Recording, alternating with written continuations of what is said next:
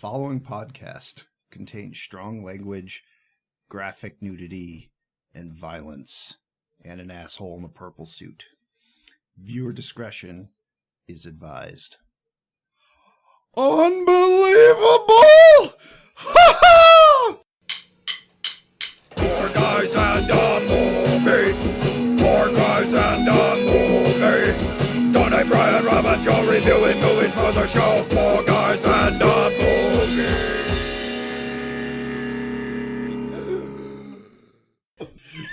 That came out more lemon grab than I wanted it to. Say, Yeah, I know that. did not realize how lemon grab that was. That tickled my eardrum, and I didn't even have headphones on. That tickled my butthole. I lost control of that one. Ugh. But in fairness, so did the actor. Yeah, all right. That guy. Welcome back to the 4 a.m. podcast, everybody. Yeah. We'll do it live. Do it live. What does it mean? Play us off. There's no words on it. My name is Rob. I'm your host this evening. This is the movie podcast where friends gather around a table and get sadder. Joining me is our birthday boy, Jungle Tony. Jungle Tony. Our other birthday boy The ghost who walks. is...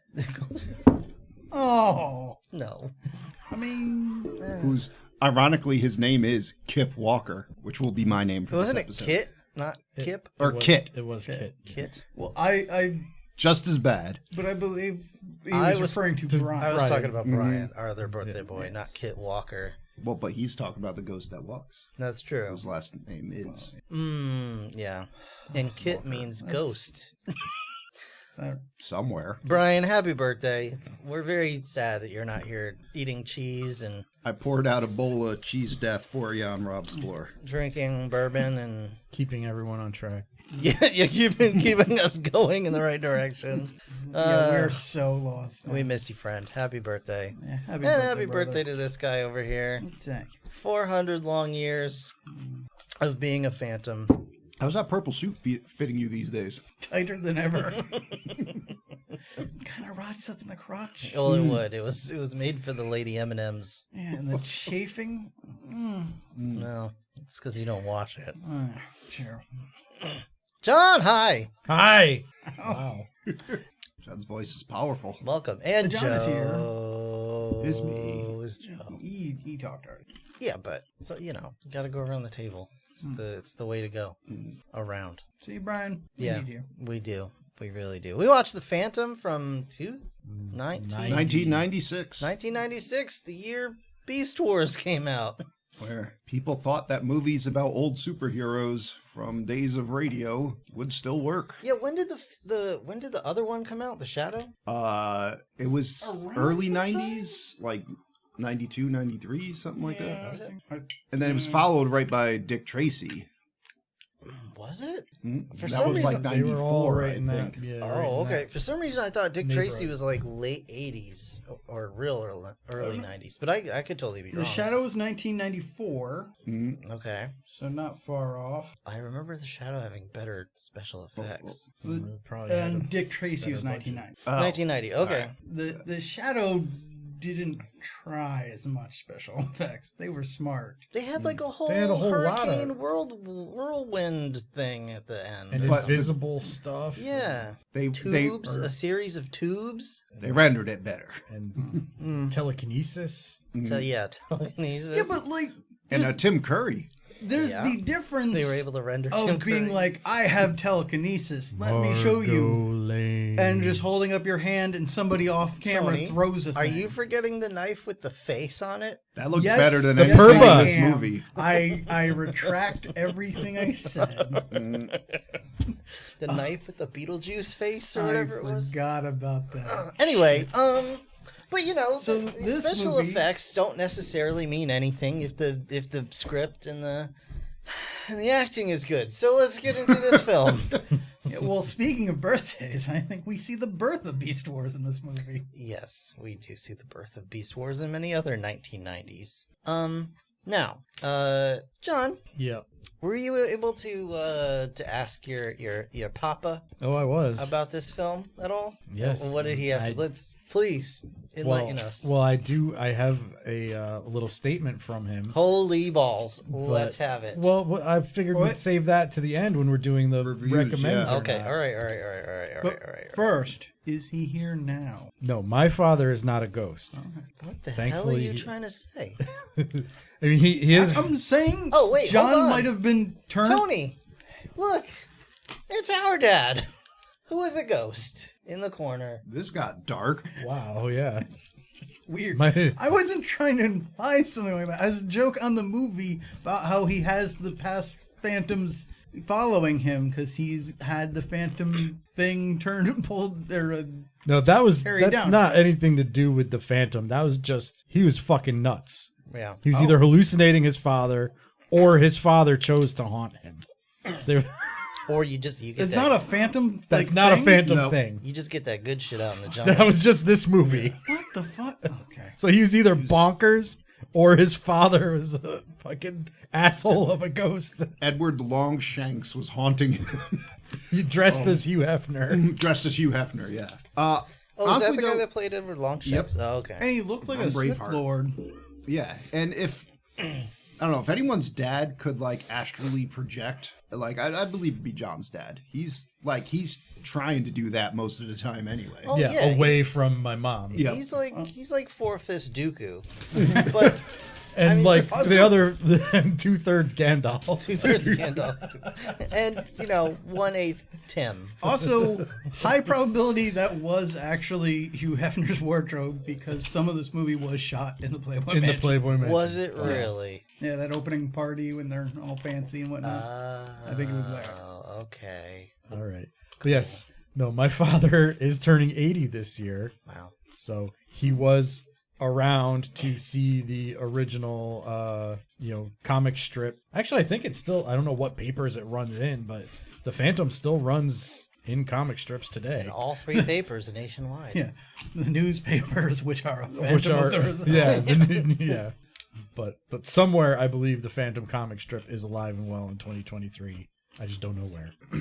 But yeah, he was a fan of the original comic strip and the radio shows and all of that. And you can see a lot of influence here in the film of those, for sure. Tony, anything else to say about this film? Yep, okay.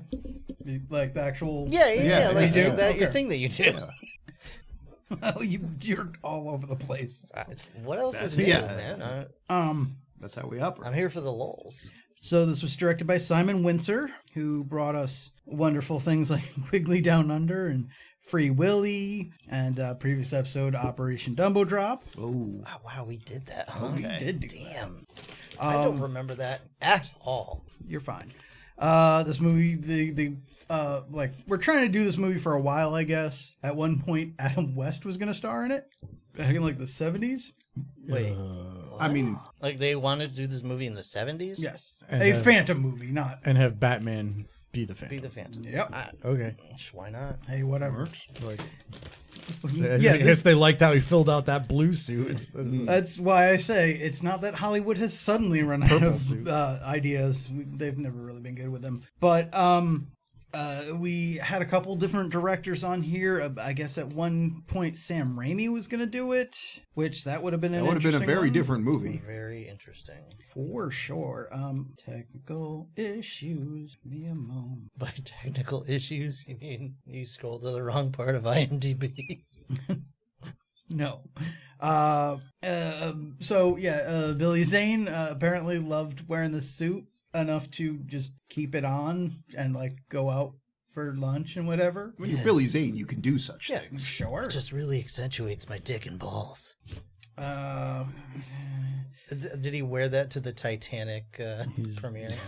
No. He's just No, he went to the bathroom and changed into it midway through. he's just insane in the membrane. Oh my god. Insane in the brain. I think that's really all the best stuff that I had. Hey, Mr. Cameron, have you seen my outfit? So You can't imagine how much trim I get in this thing. I want to guess how much money this movie cost to make. Ooh, that's a tough one. Because it looks like they did not spend a lot. I'm gonna I say. can certainly tell you where they didn't put enough. Yeah. I'm gonna say 1996. 30 million. Yeah. See, it's got to be in at least the 20s. I'm gonna go with 20. I know it was a lot of money. Well, not a lot compared to other things, but Well, I mean, more than it should have been. they needed it for those skull effects. It's no Avatar. But, Yeah. But what is really? I'm going to say 35. okay, $45 million. Okay. Wow. Wow. And again, I'm pretty sure it didn't make that. well, I guess how much it did make? Yeah, no, it tanked. I'm remember gonna say that. 30. I'll go with $1 and just see where that takes me. 45. So it was 20. $17 million. Ooh, I win. Boy, oh boy. Well done, Joe. Wow. Yeah, this is Wow. it's not good. No. Well, I mean, just look at the poster. Just look at the post. Look at Slam Evil. Slam Evil. Just without the picture. If it says Slam Evil the Phantom, I don't know if that was on the movie poster, if that was It- just on it- the DVD. I think it is. Like, I don't know. When you pull it up on, I was looking at it on Wikipedia, that was the picture that showed up, but that could be the DVD Slam cover. Evil the Phantom just sounds like the newest Stone Temple Pilots record, Yeah. everybody. And who wants to listen to that? The 90s. Well, also just I was reading this whole thing about like supposedly they like built like a muscle suit, but Billy Zane got in incredible shape and everything, so they didn't use it and Dude, stuff. he is jacked Yeah. in this movie. Oh like- yeah, and all credit to him for that. But it does mean this costume looks So like the purple fan made stuff. It looked like it should have had something else underneath it. Yeah, it Yeah. really did. That's actually the problem. Like, Besides Billy Zane. I was more. He looks more jacked without the suit. Like, Yeah. the suit makes him look less muscular than he actually is. Well, not even just the muscular thing; it's just goofy. Like this It is why. very goofy. The hat is especially stupid looking. Yeah, this is why, as much as, while we, whatever superhero movies or superhero characters you love and whatnot, there are certain things we just can't do. Like, I'm glad they try to work in the original, like, Captain America design, but as we saw from that rubber-eared 90s nonsense piece, like, you can't just do that, like, Yeah. leotard thing with, no, it just doesn't work. Sure. So, yeah, since we're talking about his costume, like, I'm not against the purple. And the purple and black, those colors do complement each other quite well. There definitely needed to be more black, though. Yes. And I'm not saying purple couldn't be the base color, but it's like, I think he just had just the eyepiece, the belt, and the boots were all that was black on him, right? Yeah. Yeah. What year did the first X-Men movie come out? Was that like 2000? Like 2000, Yeah. yeah. Okay, so we're still way off from that. And I didn't like the costumes in the first X-Men movie either, but like a mix of those two where They it's were like trying. most Yeah. maybe like swap the colors, was mostly black with purple trim would have been something a little more like make the skull like purple, the skull design. See, I don't know. I think if he had a black skull on his chest and some of that little like detail work in the suit had some black accents, I think it could have worked. Yeah. And then he needed something on his head other than like the doofy, like Yeah.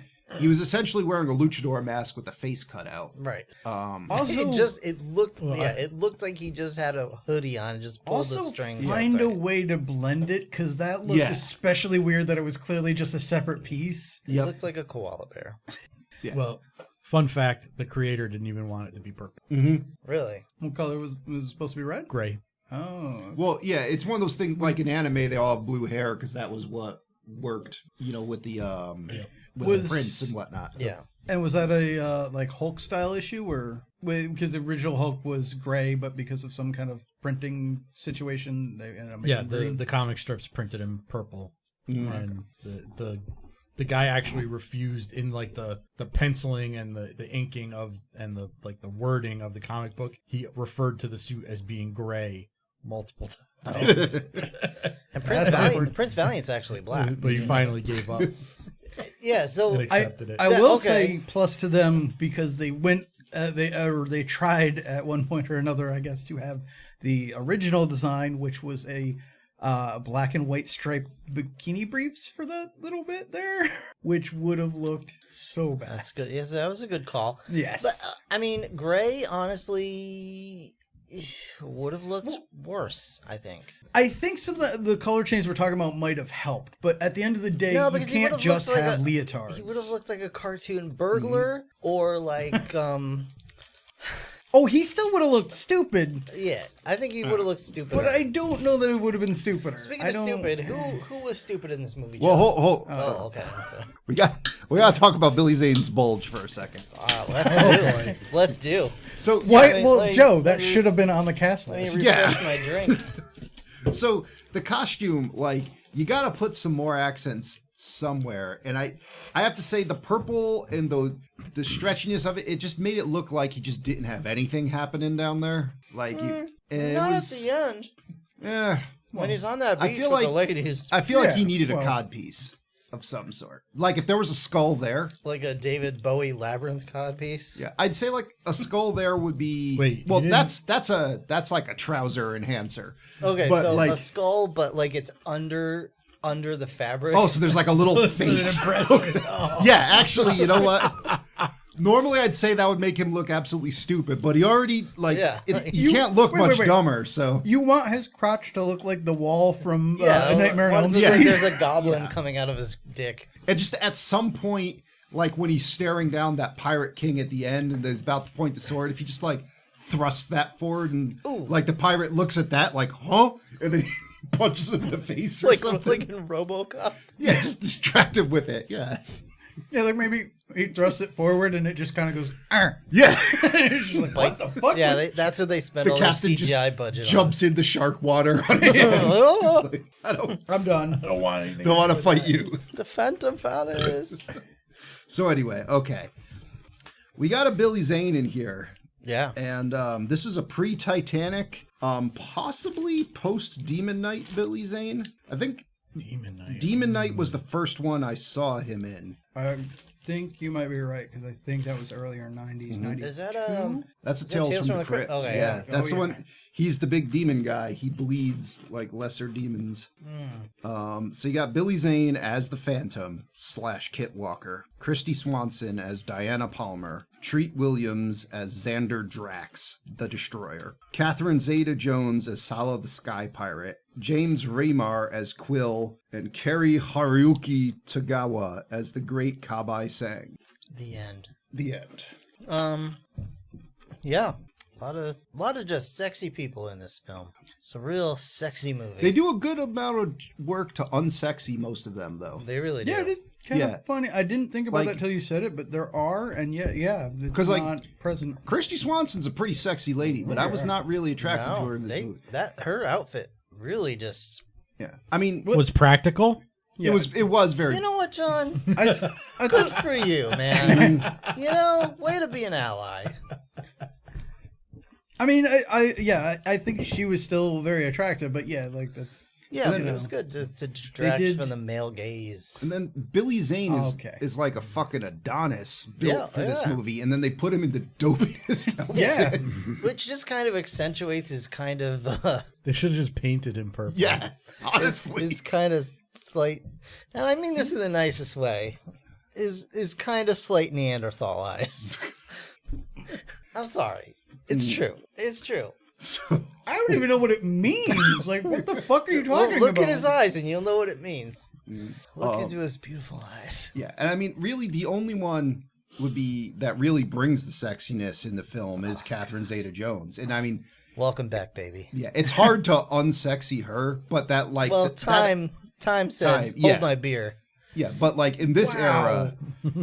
era, I mean, she's still She'd still get For- it. Yeah, Yeah, she's for- yeah, absolutely. But like compared at to her Christy age, yeah. Swanson at her age, I don't know what Christy Swanson looks like looks now. like pretty much like that. Oh, okay. Like, you know, just a little more mature. Either way, like the outfit Catherine Zeta-Jones was wearing was doing it for Oh me. yeah, no, everybody's outfit was great. So you like it when a girl dresses like a Nazi? Yeah, hell yeah, give me that.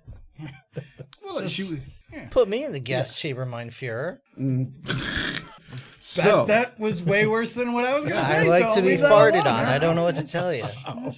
I didn't even have to defend Wow. myself against that comment. Rob just took Yeah. it. Listen, I'm And sorry. given enough time at this table, you will be putting him in the guest yeah, chamber. we're all getting.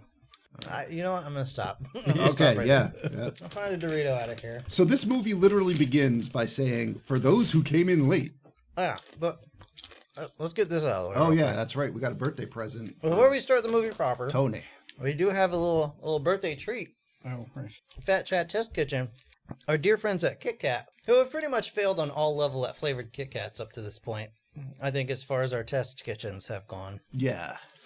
Actually, no, was the blueberry one good? I don't remember. It wasn't as good as a normal Kit Kat. Okay. I think it was passable. Well, we have birthday cake Kit Kats. It's crisp wafers in birthday cake flavored cream with sprinkles. It's just going to be white chocolate With sprinkles. with sprinkles. Alleged funfetti frosting. Alleged funfetti frosting. Hopefully it's not gross.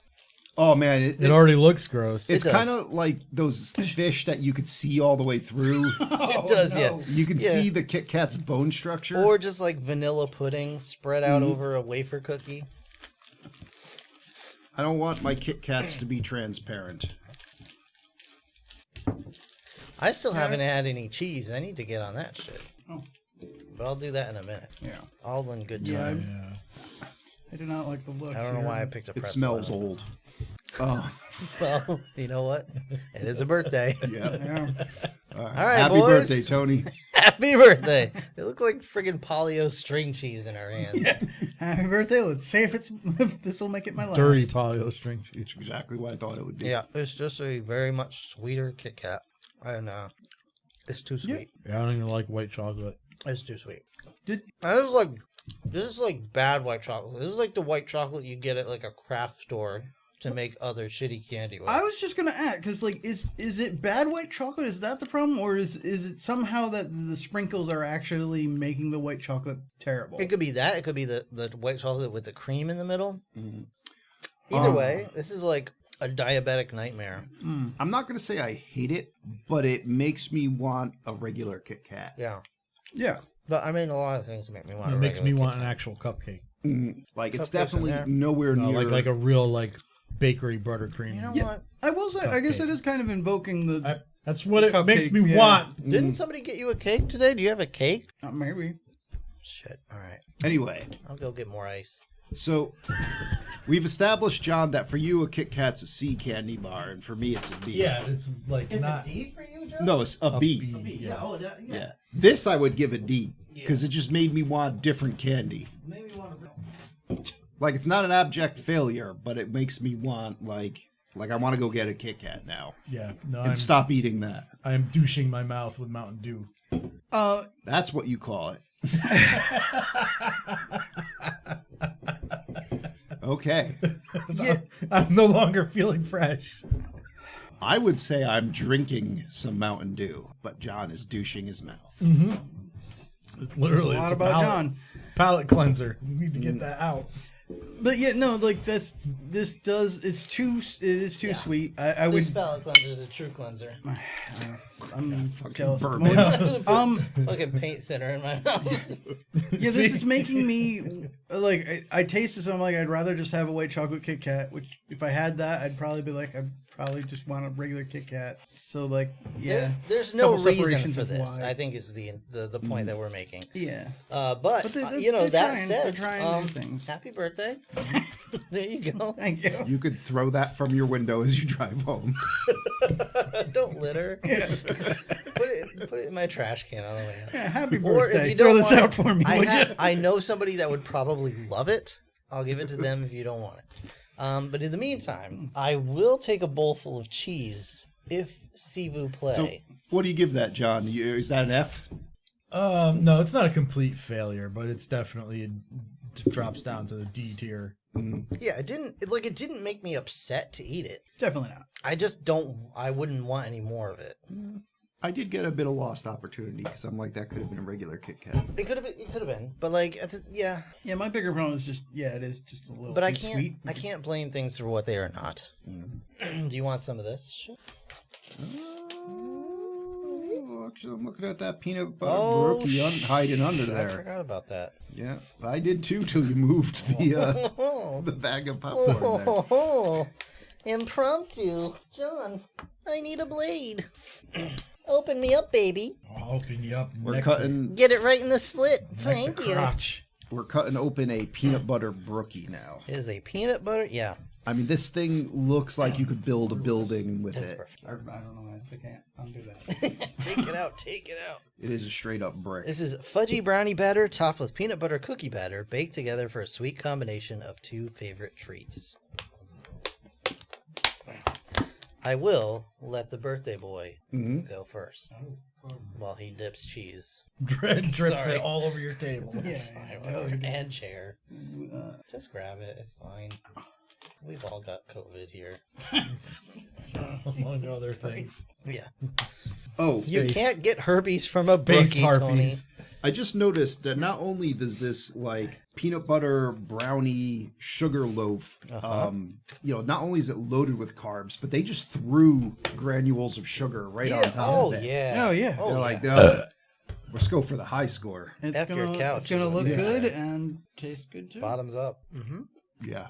Yep. Mm-hmm. Put that right in my mouth. I could do without the peanuts. It's a little on the salty side, Yeah. but it's doing it for me. That's what she said. No, I'm definitely gonna have to knock it down a point for the salt. It is way too much, but it is still good. Yeah, it's not sugar on the top. That's rock. Yep. Yeah. Well, Can melt your driveway. With yeah. it. You just leave this in your driveway and Yeah. we'll take care of everything. I like it, girl. Yeah. Pretty sure any animal that tries to steal it, it'll just kill with the salt. There's enough for one more each. All right, I'm gonna wait a bit. So this movie, This movie. it starts with, for those who came in late, because it's 1996. Phantom's been out for a while. You would just immediately begin with a pirate guy killing some little kid's dad. Although, by the box office numbers, I would say anyone that saw this movie did not come in late. But they did leave early. And so, this kid, he's like, fuck this, my dad's dead, I'm just going to jump off this boat and swim to shore. Meet some random tribesmen who are like, oh, we're just going to worship you like some Like god or C-3PO. whatever. Yeah, and take you back and give you a magic ring. Name you Also- our protector. Yeah. Also, for such a short time on screen, he's an awful child actor. Well, Really? Oh yeah, he's like, oh, I'm on the beach, crawl, I can't get up. Like it's just so bad. I don't even know how to properly explain it because he doesn't even have lines, but it was like so noticeable how terrible he was. I mean, I guess that's the big thing here is that he doesn't have lines. What are you basing this on? I'm basing this on the fact that even without him saying anything and having such a small part in the movie, I still at every moment knew this was a child in front of a camera. Well, I What? mean, But That's he's the playing point. a child. Yeah, no, but he's not playing a child in front of a camera. He's playing a child that's supposed to be like washed up on the shore and can't, can barely survive. And he just looks like, oh, is this what you told me to do? Okay. What that's if we I spliced- did not get that at all, but it's fine. What if we spliced in footage of a one-armed Hayden Christensen crawling towards Obi-Wan Kenobi? Over the top, but better. Yeah. And one of the all right. pirates is like, I have the high ground. It's over. All right. So now we meet this guy, Quill. And you don't really know anything about like these two guys in a truck with a boy. You're just like, okay, we're in a jungle. You got two guys and an indigenous boy. And the And if boys. that comes up in your suggestions on Pornhub, Yeah, don't click it. Don't do that. Two guys in a truck with an indigenous boy. So they're driving, and the boy's like, he's saying something in whatever. It's in Bengala, so I don't know whatever language that is. And yeah, they can't make up their mind if we're in Africa or Yeah. Southeast Asia. Like, so this kid's like, you're going the wrong way. And Quill's like, oh, I'm sorry. He tries to elbow this kid right in the fucking forehead. I mean, Yeah, this kid has seen abuse quite a few Yeah. times. yeah, how long were they on the road? Because typically, after a certain amount of time, that's my instinct too. So, yeah, I mean, I guess that effectively conveys that this is a bad guy we're looking at here. So now turns out he's been holding his map upside down. There's a bridge right ahead of them. They slam on the brakes. They got to go across this bridge, and they're like, I don't know if we should take the truck. It is a rickety old ass suspension bridge. Yes. You know, like you'd have a Temple of Doom on this. There you go. Yeah. So they're like, we got to get the truck across, but who's gonna drive it? So they make the little kid drive it, and it makes it across. While they all wait safely on, Yep. they crossed on foot. Well, his little kid's way less Mm-hmm. Yeah, that. and are more expendable. Yeah. So, then they Anybody want munchies? nope. At the moment. They're heading through the woods a bit, and the kid's like, oh, this land's protected by the ghost that walks, so I'm not going to go any further. They're like, all right, we'll just tie you up and leave you here. This is 1938. This is when you could just tie your kid up and leave him in the back seat while you go in a store. Yeah. Yeah. And one of the guys is like, what's he talking about? And Quill is like, you see him rub his face, and he's got a scar on his jaw. A little skull. With a little skull mark. And he's like, don't worry about it. Mm-hmm. Don't worry, I killed that guy. Don't worry about it. So, they tie the boy up and just leave him in the back of the truck. And they show up to a generic spoopy cave. It's got mummies, it's got spiders, it's got bones. It's got like a skelly man. And it's got a your standard issue silver MacGuffin skull. Mm-hmm. Yep. And this one guy's like, oh, all right, I'm going to take that. Hey, boss, look what I have. And this janky-ass, like, dehydrated mummy skeleton thing suddenly comes alive, chokes him to death. Supposedly. He doesn't even really try to resist. Everyone just kind of watches this happen and then walks up. Well, no, Quill shoots it a few times. So here's the thing. Well, and here was what confused us as we were watching this. It just looks like Quill shot this guy like 10 times. And he's like, oh, that mummy killed him. And I'm like, no, you just put like 8 bullets in this guy's lungs. He was directly in front of the mummy you were shooting. yeah. This was I'm going back to the boss and telling him I found the skull. Yeah. This guy can't take the credit. So I'm going to say a mummy got him and we're going to move on. All right. So, yeah, to me, like, all I saw was the squibs going off on the mummy. But it would make a lot more sense if he just shot the dude by accident and the mummy wasn't moving at all. Because now they're just like, the mummy killed this guy. Okay, let's just continue picking up shit here. Yeah. Like Well, that's the nothing ever weird happened. thing. The 2 other goons, I believe, even say what happened or whatever. And so, like, they didn't see it, apparently. It was just him. So Well, they I all don't think it cast happened. disbelieve the illusion. Yeah, so, like, fucking, you're just like, okay, that guy's dead.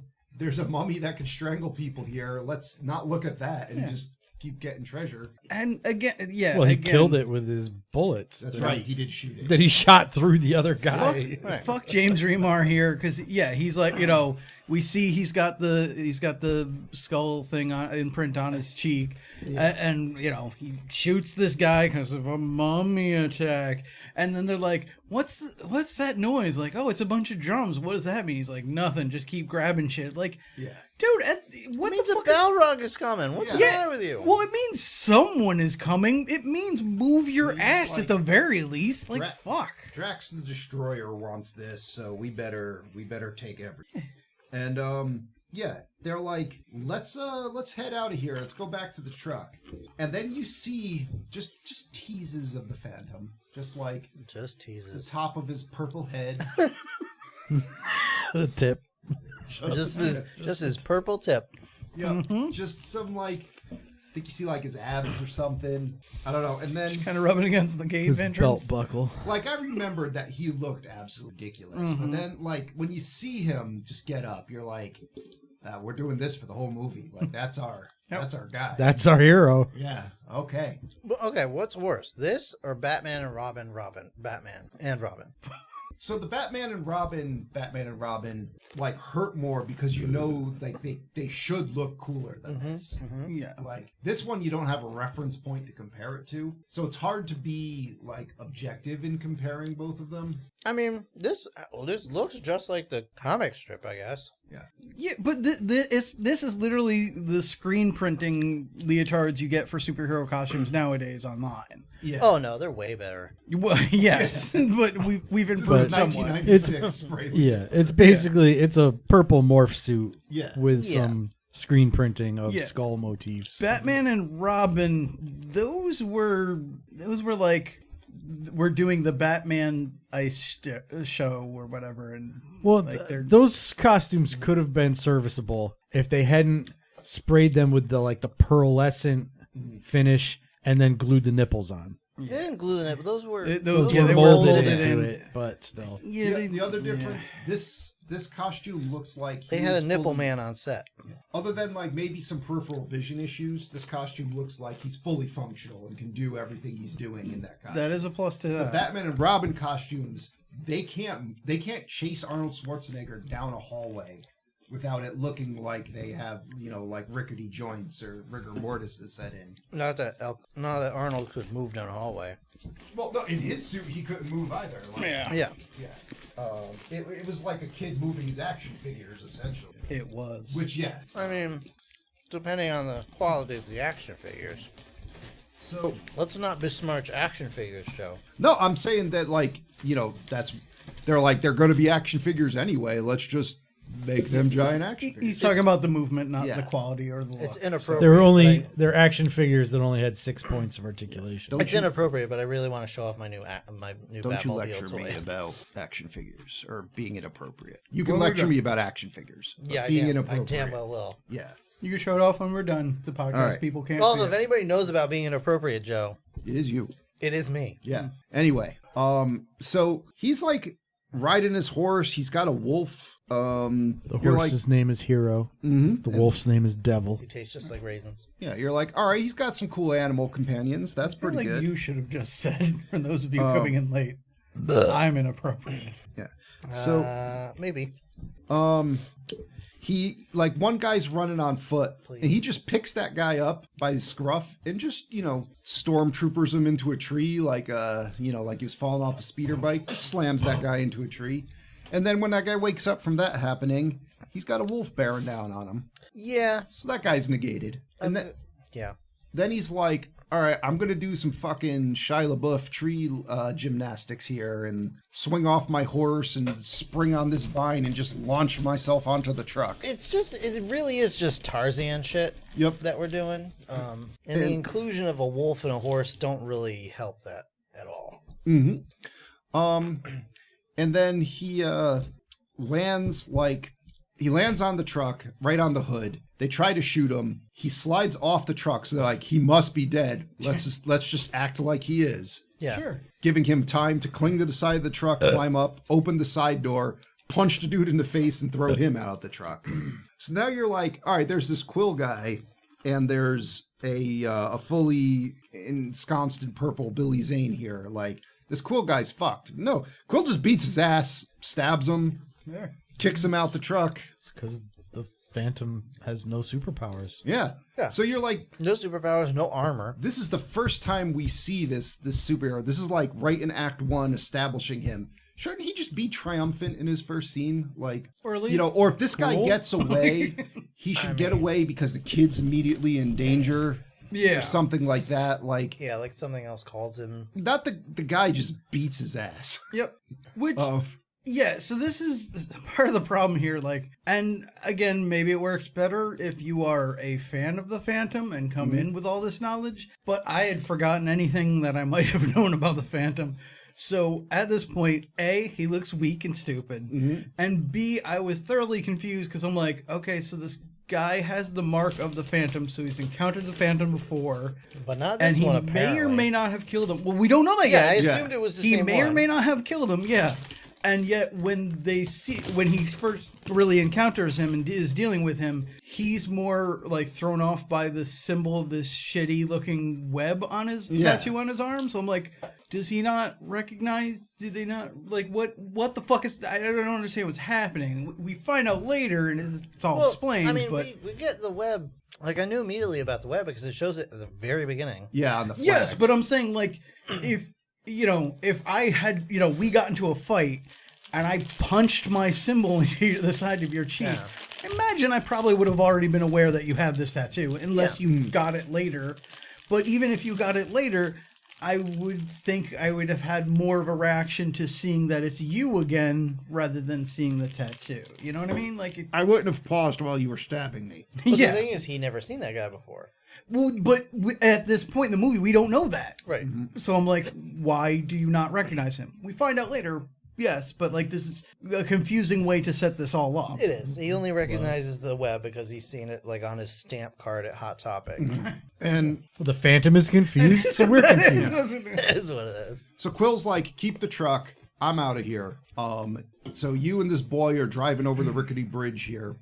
Phantom's got to save him. Luckily, the truck gets caught up in all the ropes, so it doesn't immediately fall off the bridge when the bridge inevitably flips over. But, like, the Phantom just continues looking sucky here, because he's like, oh no, we're okay. And then they just fall through the canvas top of the truck.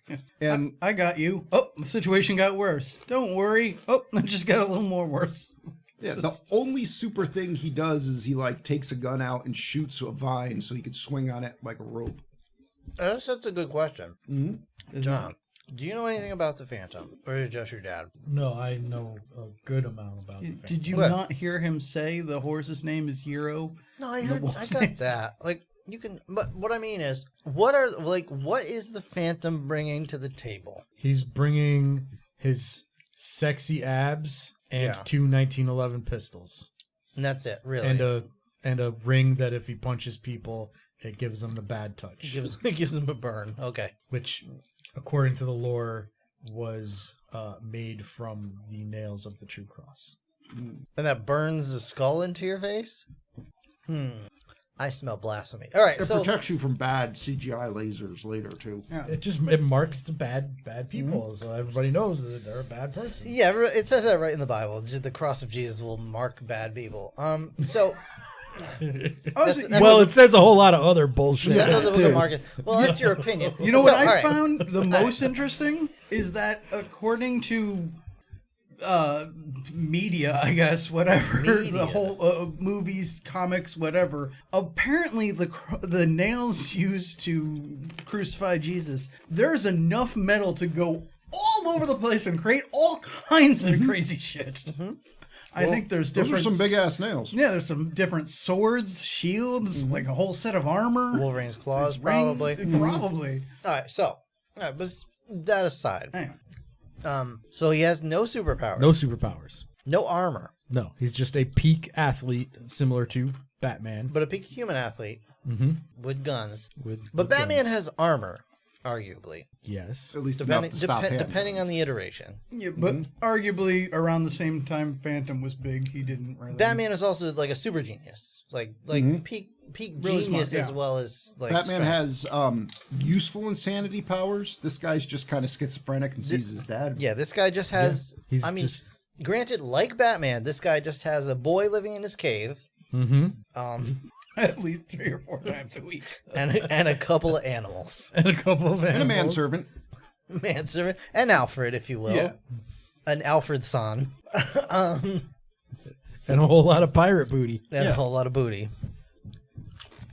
So, I'm not upset that he doesn't have superpowers. I'm okay with that. No. I would want him to just appear to be capable. Just to like, Well, that's what I'm saying. Like he's not a super detective. yep. Is he a millionaire? He's got all that pirate treasure. Yeah, he has generations of pirate treasure. Yeah, that's another part that's really kind of weirdly not explained very well, because he was born in the cave and then just went off to a rich boarding school or something. Paid for by pirate gold. Well, there you go. Or So he has that going for him. He just walks around and hands people sacks of Because jewels. Because Batman adopted the darkness. He was born in it. he was, Yeah. yeah. Anyway, Jesus. so now we just cut to the Jungle Patrol. That's what they're called. I think that's a racist term, but that's fine. It's a bunch of white folks. They're Jungle Patrol.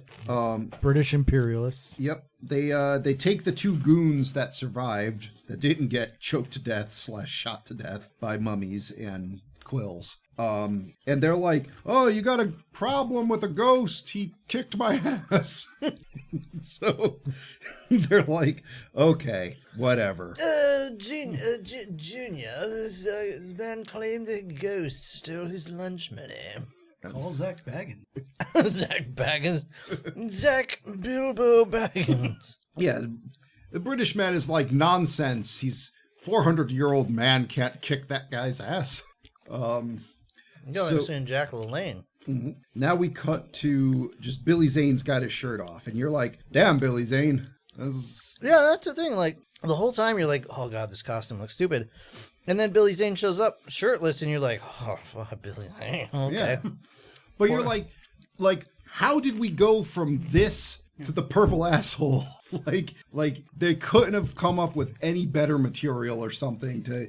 The man is just a fucking chiseled statue here. Well, and especially doing that much work, you're just kind of thinking, maybe just ditch the top. Just do the luchador mask and the pants. Like, just saying. Yeah. Oh, ditch the pant. Oh, maybe. And you know, I wouldn't be mad if in the fight, like, something ripped his shirt off, like that happens to the ladies all the time. Like, you know. Didn't happen to ladies in this. No, it did not. Could have happened to ladies in this. Honestly, I'd rather it happen to Billy Zane. Wow.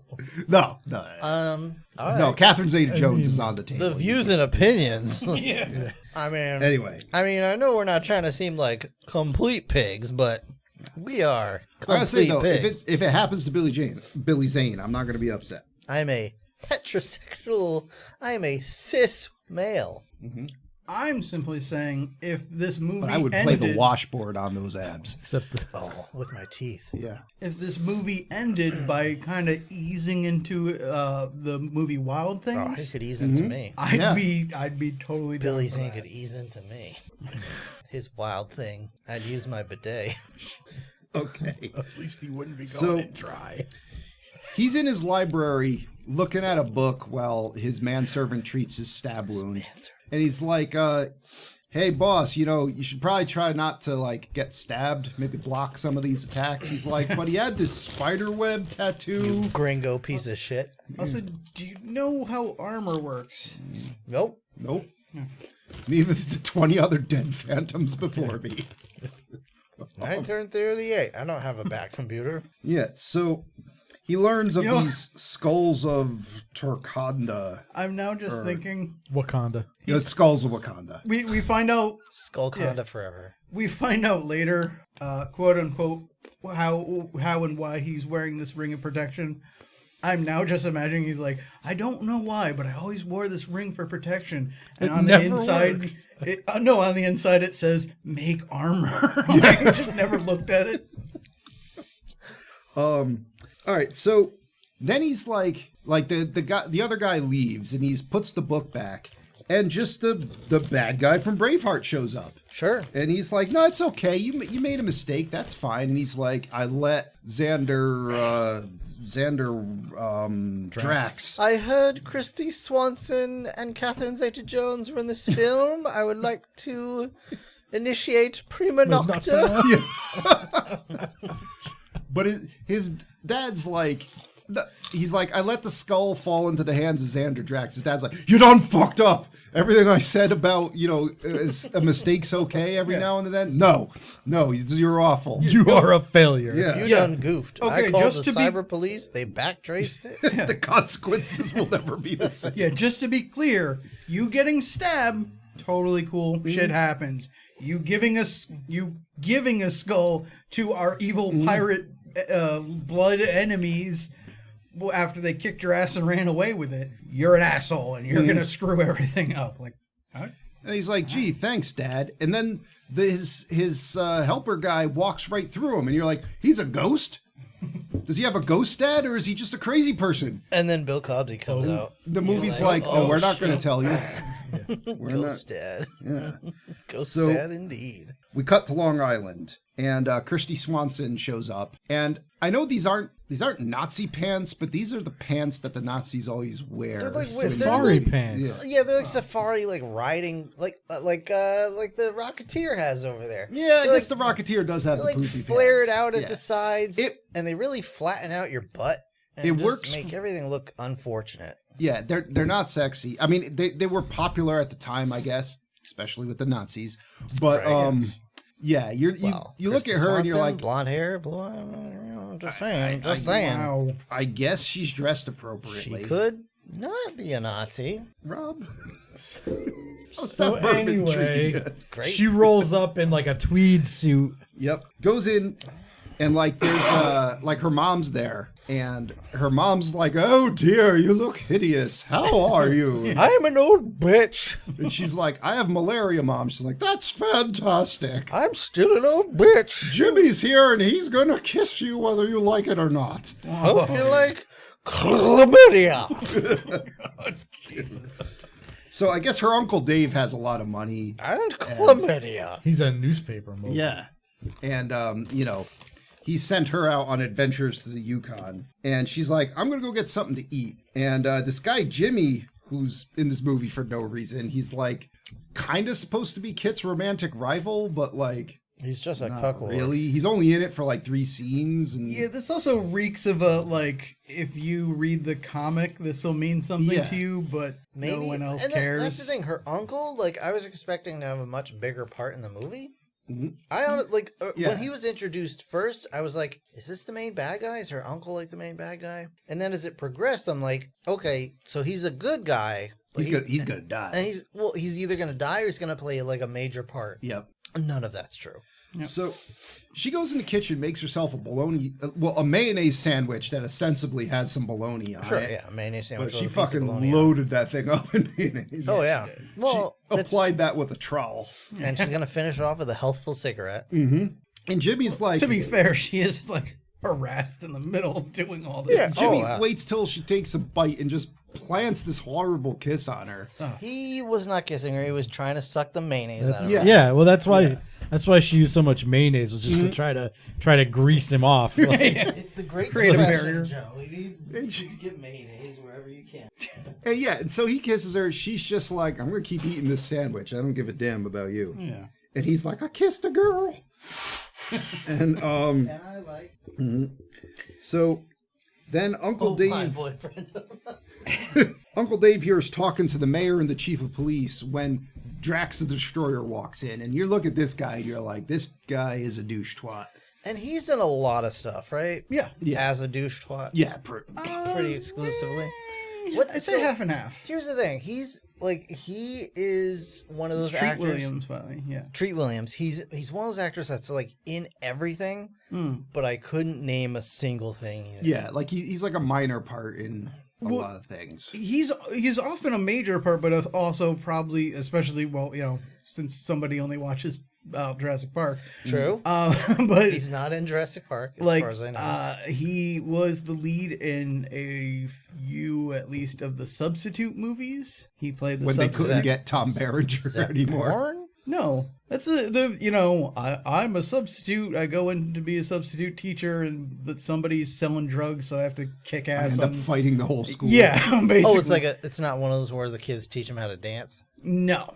Okay. No, this isn't a Dangerous Minds. Yeah, Dangerous Minds style. Like, let's just learn something. This is a like, I'm gonna wage war on half the school to save the one kid that actually brings books. So, One kid But that donated to the I book was club. saying, actually, while watching this, funny enough, he was also in a WB show called Everwood, I want to say, which was which gave rise to one Chris Pratt, who is oddly enough, he's Mario. Quill. Yeah, we have Mario. plays Peter Quill, and Mario. now we have this movie where we have both a Drax and a Quill. yeah, and I'm sure there's a raccoon in here somewhere too. I'm certain. Rob, don't go anywhere with that. Let's see the gears grinding. So It's funny. The rebuttal I was going to make to that was way worse than anything I could have made otherwise. anyway, Way worse. so Like to the point I had stopped myself. all right. You're not talking about it. I'm not. So anyway, so Uncle Dave's like, Drax, get the fuck out of here. Zeta can dig in my trash any day. I'm just saying that. So Let's leave it at that. Drax is like, oh, I'm going to buy your newspaper. I'm evil. Brr, brr. I'm out of this place. So then Uncle Dave meets with the mayor and the chief of police, and he's like, yeah, he's going to the library and looking at Porn.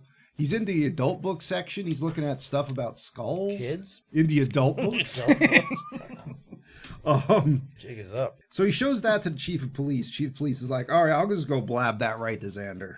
Now his uncle, her Uncle Dave is also like, I wanted to go to this island, whatever the hell this is, Bengala. Misfit toy. I got an airplane ticket there, but I guess I can't go now with Drax around. So I'll send my my niece. That guy screws everything up. She volunteers for that right quick. And She's the adventuring type. Yeah, she's like, Yeah. you're too old and you'll die. You'll get malaria and die.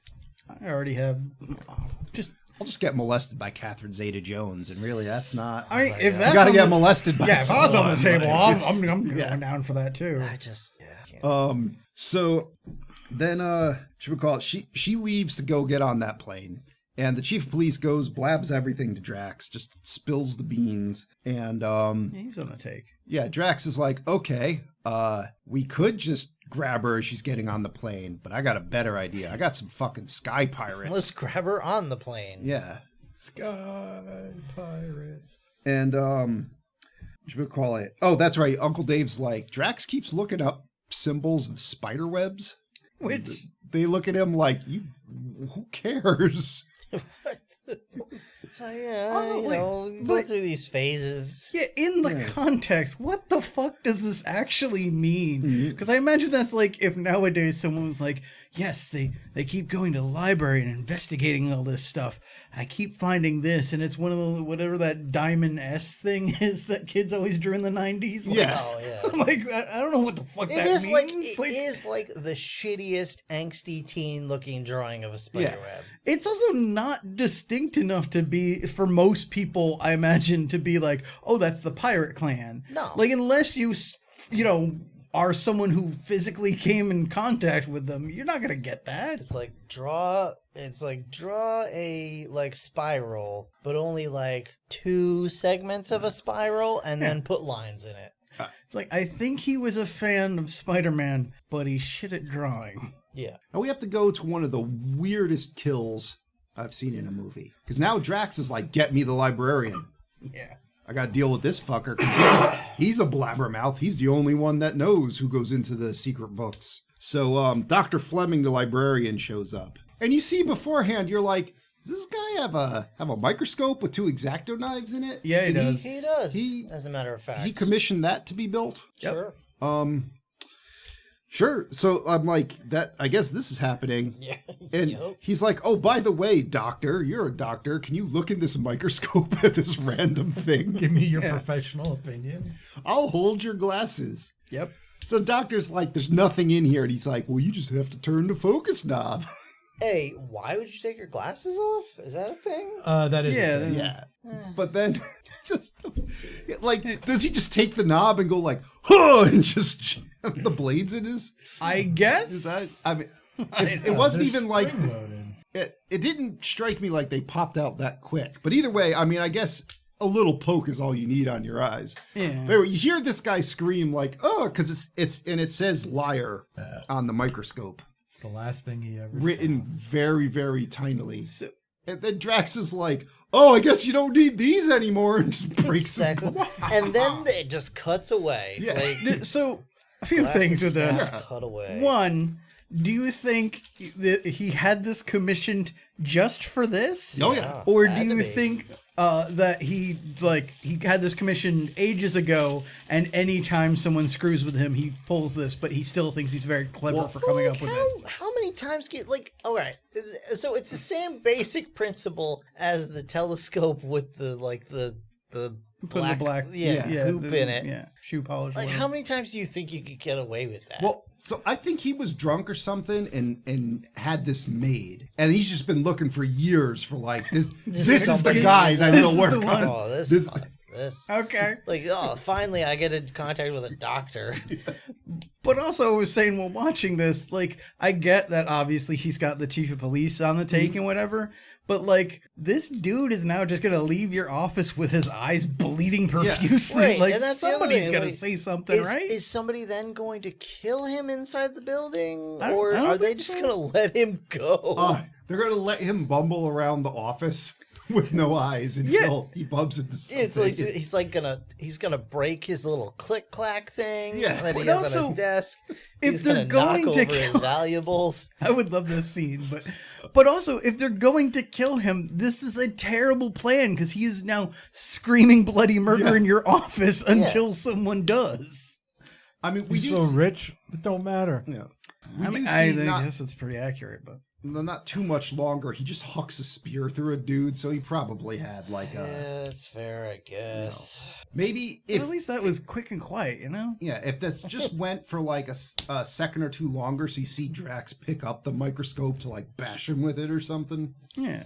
Either way, you're just like, wow, that happened. Yeah. Also, No, like- he just maimed a dude for life. And Yeah. he's gonna get away with And it. that makes no sense in the first place, because like if you had blades inside the eye holes, like That your eye is going right that's what towards. you like. You wouldn't even have to put your eyes Yeah. on it. You would Yeah. just like look down at it and be like, there appear to There's be something in blades there, yeah. inside the eye holes.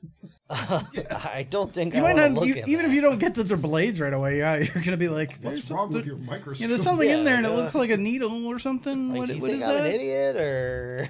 He's like, I do. Yeah, clearly. Okay, well, I'm not. So You told him about my I think- doodle. I'm I just think gonna I've go. looked in microscopes more than any of you, and I would say you could get somebody to. All right. All right. Either way, we now cut to some biplanes attacking the plane that Christy Swanson's on here, Diana. Yeah, the group from Tailspin shows up. And that's what I was thinking when he Kid mentioned Cloud Sky Kicker? Pirates. I was Yeah. like, all right, we're gonna get some fucking. I forgot that fox's name, but he was cool, and he had that whole like helicopter airship thing, Oh yeah, what? and he had like a whole band of fighter planes in there. He had like a pretentious name because he's yeah. all excited about it. I recall he was very French. So But anyway, so the Sky Pirates force the plane to land by putting enough bullets into it that it can no longer fly. Then they're like, I'll just open up this door with a machine gun. And then you walk in, they're like, ooh, they're all ladies. right? And then, Yeah, this entire pirate ship is well, I guess it's a pirate ship, right? I mean, well, that's what they get taken to. yeah. Yeah. But yeah, it's fully loaded, And- fully manned by women. But you see, like you recognize it even with the goggles and the hood and everything. You're like, that's a Catherine Zeta-Jones. Oh, it sure is. And she's like, all right, I'm going to start killing all these motherfuckers in here till Diana Palmer reveals herself. So Christy Swanson stands right up and like rips her hood and her goggles off. And you're like, God damn, that's a Catherine Zeta-Jones. And you're like, this is getting pretty hot. Like, Yeah. she got to rip something else off. And Please then fight, like please fight. fucking pistol whips her and knocks her out. So now, yeah, they wake back up, and oh no, she doesn't wake up yet. Catherine Zeta-Jones carries her off. Then fucking Quill makes her carry Christy Swanson through the whole shit. Set her down. Again, I think he just wanted to see it. Yeah. She's like, all right, I'm looking at Catherine Zeta-Jones' face, Christy Swanson's ass, Yep. right next to each other. That's all I wanted. I could walk behind it, see Catherine Zeta-Jones' ass, Christy Swanson's face. Yep. This is a good day. And probably about the same proximity. So, Good day to be Star-Lord. yeah. So yeah, they attach her to the chair, take her gag out, and she's like, "Yeah, I'm gonna get rescued. You're not gonna get a penny." Blah blah blah. Phantom's like, "I'm gonna go sneak into Captain Jungle Patrol's house, figure out what's going on." And the captain's like, "Yeah, so she disappeared as Diana Palmer," and he's like, "Diana Palmer, I know that name. I gotta go. Jump out your window." And I guess he just goes and talks to this little boy named Zach, the guy he saved from the truck, who I think at this point he's just kind of used shadow rules of like, I saved you, so I own you. Definitely. Yeah, and the boy just sits in front of him on the horse and leads him to the pirate ship. And he's like, in broad daylight, both my giant purple ass and the this wolf I have are just going to sneak on board the ship, no problem. Which they do. And he bursts into the bathroom like, I'm going to fucking take over here. And it's full of ladies in the shower. Oh yeah, none of them are in any kind of like nothing unsavory here. Yeah, it's weirdly, it feels like this I guess maybe someone who originally had like a pass of the script or something was like, here's where we'll put in the gratuitous nudity. But then they... Here's where we're gonna have the tits, all right? Yeah. Like, all right, if we're trying to get this in theaters, this will all be clean. You want to get this on Showtime? You gotta have the tits. So now he's like, damn, I really should have had a cod piece because, like, my pants are feeling tight. And this woman walks in and just shoots at him. So he's like, I don't know, laundry chute. Looks like I'm going to have to jump. And of course, the laundry chute just leads to right where Catherine Zeta-Jones and Christy Swanson are. Why not? Hell yeah. Of course, just jumps between the two of them. And, like, Catherine Zeta-Jones is like, I want to fuck you. Like, the way you just took the gun from me was so hot. And he really did just snatch the gun right out of her hand. He was like, wink. Yeah, I gotta say, this was pretty He wasn't even looking. Like, No, he's looking at Christy Swan like, here's a rule of the jungle. Don't point a gun unless, because it might go off or whatever. And he just, like, reaches behind him and just... It's going. When you come for the king, you better come correct. yeah, she's like, all right, you could take other stuff from me. Like, just stay here. I'll, Like fucking... my virginity. Yeah. She was literally like, ravage my vagina. Yeah, just take me right here. He's like, no, I'm gonna rescue Christy Swanson. And she's like, I can take you in the I've scientifically reconstructed my hymen just so you could destroy it. Okay. So then you're like, all right, this guy, he did something kind of cool. Let's see where he goes from here. So Christy Swanson makes it like 20 feet down the hallway before he just snatches her and is like, let me lead us out of here. And then immediately just tries to just walk off the ship. Like in the stealth level where you're like, I'm going to fuck up this one time just to see where all the guys are. I'll try just going right to the objective. He does that, and like Quill just beats his ass, and a bunch of guys grab him. Again, yeah. And there's no evidence right now that Quill is like some sort of badass, other than, I mean, he did, I guess, kill a Phantom, but He is huge. yeah. Yeah, it's James Remar. He's all right. So, what nobody has noticed is there's a fucking wolf on this boat. I guess everyone's just pretending like they don't see the wolf and hope they're not the one that it attacks. So it just comes by and starts attacking Quill. And the Phantom does one of those, like, I'm just kind of going to flex and all these guys are going to fly off me kind of moves. Which, honestly, with Billy Zane's chiseled physique, I believe that. And then he beats them up a bit, beats Quill up a bit. It's just like, you're on your own, Wolf. I'm leaving with this girl. The Wolf's like, hey, what's the next step of the plan? I see you're going over there. So you're taking that airplane. how long do I have to wait here? Yeah. Luckily, the guards are like, no, if you just ignore the Wolf, like, he won't do anything. And that's true, because they just stand up and leave. Yeah. I do like, Rob pointed this out, like, we once again get we're playing, like snarling wolf sounds, but you see him with his tongue hanging out, like, that's... I made a new friend. Yeah. So the wolf so scary. goes over and talks to the horse. He's like, this motherfucker just left me on the boat. And the horse is like, at least you got to go on the boat. He just fucking left me here. He's away on the plane. I don't know what to do. Not only did he leave me here, but wait till you see the shit he's about to pull. God. We can't quit him. I guess Let's go. We better just run after him, because apparently that plane's fucking slow. Don't ever talk bad about my master. So, yeah, the wolf and the horse go running off. And I was hoping, Mhm. praying, wishing, hoping that we would get a scene of this wolf Riding a horse. riding. Oh, yeah. Yeah. Oh, yeah. I was like, come on. Me The too. movie is dumb enough Yep. that it should happen, that the wolf just like hops up on the saddle. Also, something just occurred to me. I'm very curious as to how this is all was working out or is supposed to work out. Because Wolf runs up to the horse. Horse starts chasing after the plane. Wolf goes after horse. And Wolf goes after horse. But, Wolfie burns, Piggy lives. yeah, we cut up to them in the plane, and they notice that the engine has been shot and they're leaking gas, and they won't have very long. So I don't know exactly what the wolf might have said to the horse or not, but that horse started chasing that plane before we knew it would be going down. What if that wasn't the case? What if he had plenty of gas and they just flew for hours? You see, they shot the plane before it took off. Okay? The wolf has a really good sense of smell. Yeah. He smelled that fuel. He knew there was a problem. He went to the horse. He was like, horse, you better chase that plane or I'm going to fucking eat you.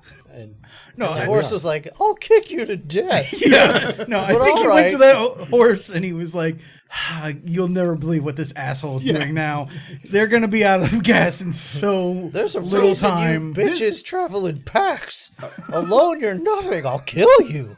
So, yeah, these goons unloaded like a whole bunch of bullets into the plane. And this dumbass doesn't notice till the plane's out of fuel that it's fucking leaking fuel like right out of the wing, right in front of him. Like, I weigh 1,000 pounds. What are you even thinking, you dumb wolf? So, okay, I gotta rewind a little bit though, because we missed a gem of dialogue here that I'd like to point out. When they're escaping after the wolf comes to the rescue and that bad fight choreography takes place, Diana turns to him and says, "Your dog's a wolf," and he goes, "I know," and then they just leave. It's their Han and Leia moment, Joe. I'm like, what the? It's that's the it's best. It's that version, their version of "I love you." I know. I mean, granted, in that scenario, if I were in that fight, well, first off, I'd be on the ground beaten up. But if I had just done what he did, I would have been like, go! Like that's.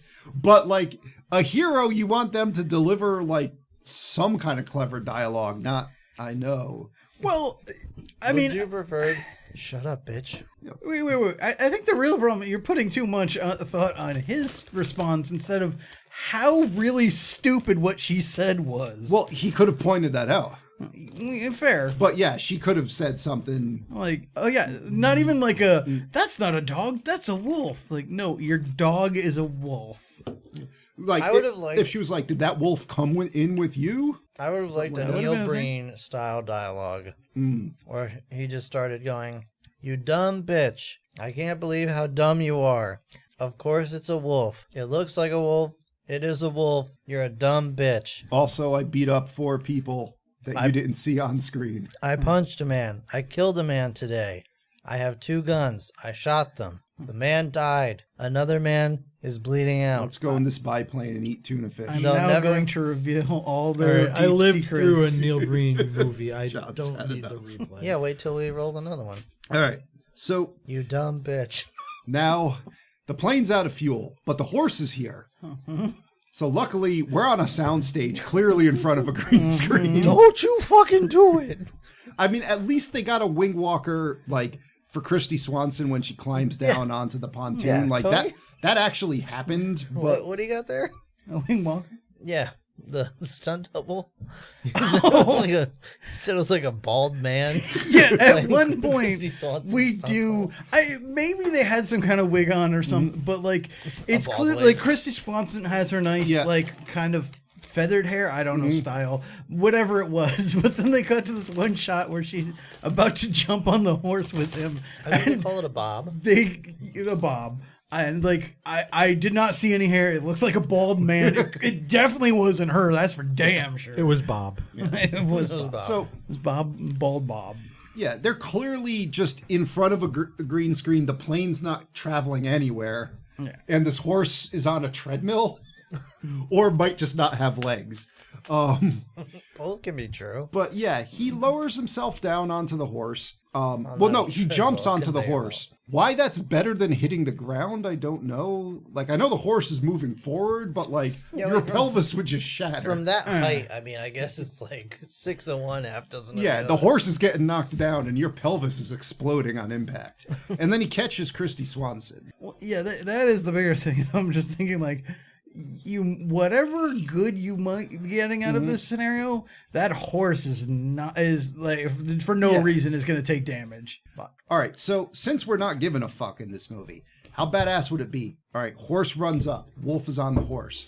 Billy Zane grabs the wolf. It's like, take the controls. Wolf's flying the plane. Yeah. He gets Christy Swanson, 100%. lowers her down onto the horse. 100%. Then he like the wolf sets like the plane on the right course. He grabs the wolf like a football and jumps off the plane. Yes. Perfect. 100%. 5 extra stars right now. I was also saying I would have appreciated if we just like, take it in the comedic direction, and we cut to the one shot where they're jumping onto the horse, and then we see the wide shot, and we see them hit the ground in front of the horse, and the horse runs over. Runs them over. Either way, Or as Rob suggested, horse runs by, and then a minute later they hit the ground. plane crashes into the side of the mountain here, and he's looking at Christy Swanson like, "Can I kiss you now?"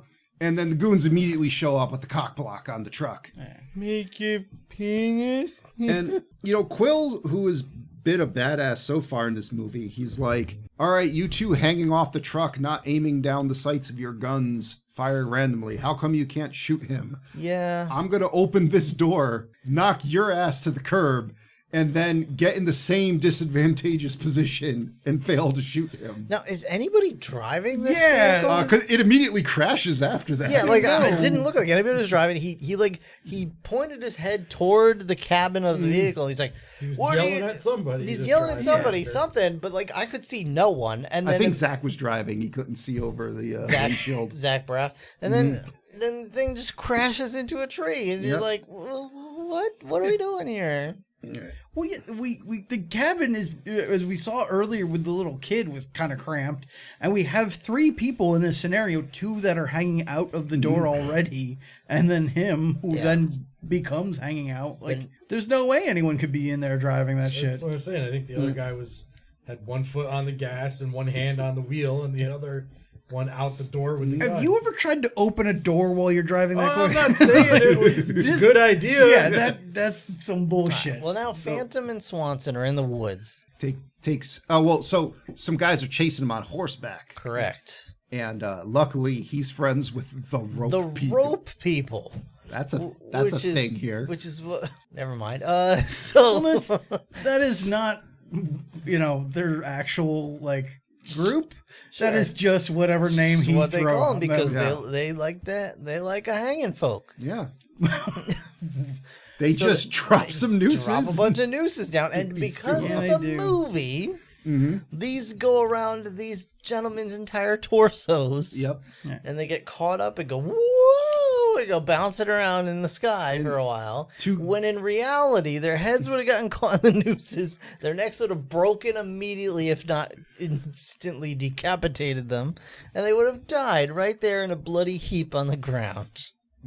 And Christy Swanson would have cried and cried for hours and days. What? Rob's Because she'd have favorite seen- movie ever. She would have seen men die that day. So But instead, we get Ewoks versus the Stormtroopers. Instead, we get Ewoks. Freaking Ewoks. now, is it too much to ask for Christy Swanson to be like, are those two guys going to be okay? And he's like, oh no, they're going to eat them. Yes. Yes. Or No she'd one's be- going to find she'd be them. like, are they going to be okay? And then he doubles back and just shoots them both in the head. Not anymore. Yeah.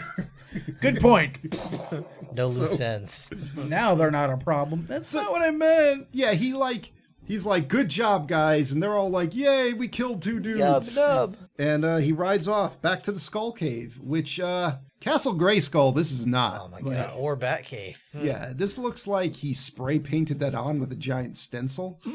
It's bad looking. Yeah. I also it's not even remotely subtle. So I Yeah. get it's in the jungle, so you got that going for you. But if anybody comes across it, it's not like they're gonna be like, "Oh, I hope there's not a bear in there." They're gonna be like, "That's got to be like a pirate cave or some shit, right?" It's like or do you think the Phantom works there? it's a cave in the shape of a skull that looks like it looks like a paper mache skull you'd see on Ancient Aliens or some shit. It's just It's the Scream mask. Yeah. If it was more scully. yeah. Yeah, it had some teeth. At least the inside of it is all right. I'm not he's got a kind of cool layout. He goes in there. He's like, Oh, let yeah, me inside's just go into my fucking money bin over here, give her a pearl necklace. They gotta hurry up Black though, because Pearl. they're about to film a couple episodes of Bible Man in there in a few hours. So, With the same suit. yeah. Same suit, Um, different belt, but the same suit. so he just has the captain of Jungle Patrol over all the time. Yeah, And, what's that about? he's like, That's his Commissioner Gordon.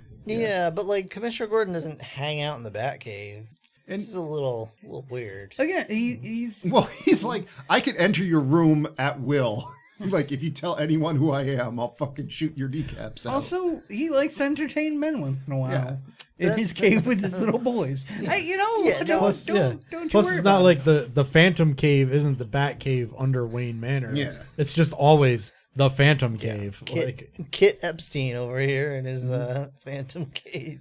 So, yeah, the captain's like, all right, so there's this Sang Brotherhood thing. That's that spiderweb symbol. Christy Swanson, you really had no business coming down here, and you're just a total liability, so we're going to send you back. Yep. And she's like, no, I want to go on the adventure. And at this point, I wrote Christy Swanson and Billy Zane have zero chemistry together on screen. Yeah. Well, I would argue a little because like I think Billy Zane is doing an alright job of like apparently they have some past we're about to get into or whatever, and he does seem somewhat interested in her at least. But yeah, she is just not reciprocating it. Let me throw this out here. Is Christy Swanson not a great actress? I don't think she's ever really been regarded as a good one. Okay, because I mean that may be the big issue here. No, I think she is good enough in the right hands. She didn't seem great in this. No. And that maybe it's not that they didn't have chemistry. It's just maybe she's just not. I mean, in It's possible. Hot Shots, the joke literally was just she has tits. Like, But Buffy, she's pretty good. Although Yeah. she's playing an idiot, so that makes it harder to tell, I guess. yeah, but she was good in Buffy. I forgot she was. yeah, she was Buffy. I mean, That was Buffy. I know, I forgot. I 'Cause, do have- like Sarah Michelle. Like, Yeah, you think Sarah Michelle the Gellar TV now, show yeah. kind of like overwrites that, and you forget like Pee Wee was in there and shit. I do have to go back and watch The Chase because that's her, Charlie Sheen, in a BMW for like an hour. Okay. Okay. So, anyway, Drax now meets with Catherine Zeta-Jones and Quill. Joke is she has tits. Yep. And they discuss the Phantom. And Quill's like, check this out. I'm going to open my pants up real quick, take my belt out. I killed this dude before. Stabbed him right in the back. And he's back. I gave him 12 inches. Right up to the hill. 12 inches is right up to the hill and is behind him. Drax is like, well, he's down in the jungle, so who cares? Just we'll keep going with the plan like normal. Also, how did that work? What? He killed his dad. Yeah. Yeah. Dad falls over dead. Took his belt. Just takes his belt. He said, that's a nice Yeah. belt. Yeah. Doesn't unmask him. Doesn't take the rings. Nothing. Well, what's he doesn't like he's gonna unmask him. It's 1930. Like what's he gonna do? Oh, I've unmasked this guy. Know who the fuck that is, at least? How would he know? It's a dude. There's no DNA test. Yeah, that's true. He'd look at him, he'd be like, all right, I killed a man. Who knows where it happened? Like it happened presumably in the jungle. Like he's not gonna drag the dead body to New York. Like yeah, I don't expect him to Anybody do that know shit. this guy? Like, No, I don't expect him to do that shit. but he probably did take his mask off. He didn't know who the hell he is. Some guy. Fair enough. Either way, Kip. I was more focused on the like takes the belt, not the rings. But hey, whatever. That's a little weird. Yeah. It doesn't take his jewelry. Or presumably even the guns, for that matter. But anyway, So we don't know. Yeah, we don't know. Yeah. No, that's fine. Kip, now he's in New York. It's Like Kit. that's Kit. right. I keep Kit. wanting to call him Kit. Like think Knight anyway. Rider. And I think Kit was already in possession of the ring. I think that's... Yeah. So Cloud Kicker. go into we go from Phantom to just like Billy Zane in period clothes, and he gets a cab and he's like, oh, I don't have any money, but I got to America somehow. I have jewels. Take that. Jules. So this cabbie was like, okay, I'll just wait here and I run will to the accept appraiser. a handful of jewels. Well, again, this is where I'm getting confused with like how the hell this is supposed to work. Because like, Batman, he's Batman by night, goes upstairs to Wayne Manor. It's just normal dude running a business and blah, blah, blah. This guy's like, I was born in a cave. I guess I got sent to boarding schools, and that's where I met Christy Swanson, whatever. Yep. And I guess we paid for it with pirate booty. I don't fucking know how that worked. And now I've been living in the African jungles. Well, his dad knew how to visit the consulate and exchange jewels for dollars. He doesn't though. Yeah, I mean, he never had time to teach it to Billy Zane. But he's been living in the jungle for untold time, and he comes back just like, yeah, I'm still just a rich dude and whatever, and like people know. It's just kind of weird. I don't know. So we cut now to Drax the Destroyer is just straight up having a evil board meeting. He's got like his evil lieutenants here, and he's like, check it out. We got a live one here. Yeah. Yeah. We got That's basically what happens. I got this skull. There's 2 other skulls. You get 2 of the skulls. They'll show you where the third one is. We get all 3 skulls. We rule the world. And this one mob guy's like, that's... You get 2 skulls and a cherry, you don't win anything. No, you get 2 skulls and a 7, you get $6. If you get 1 skull and 2 cherries, you get $7.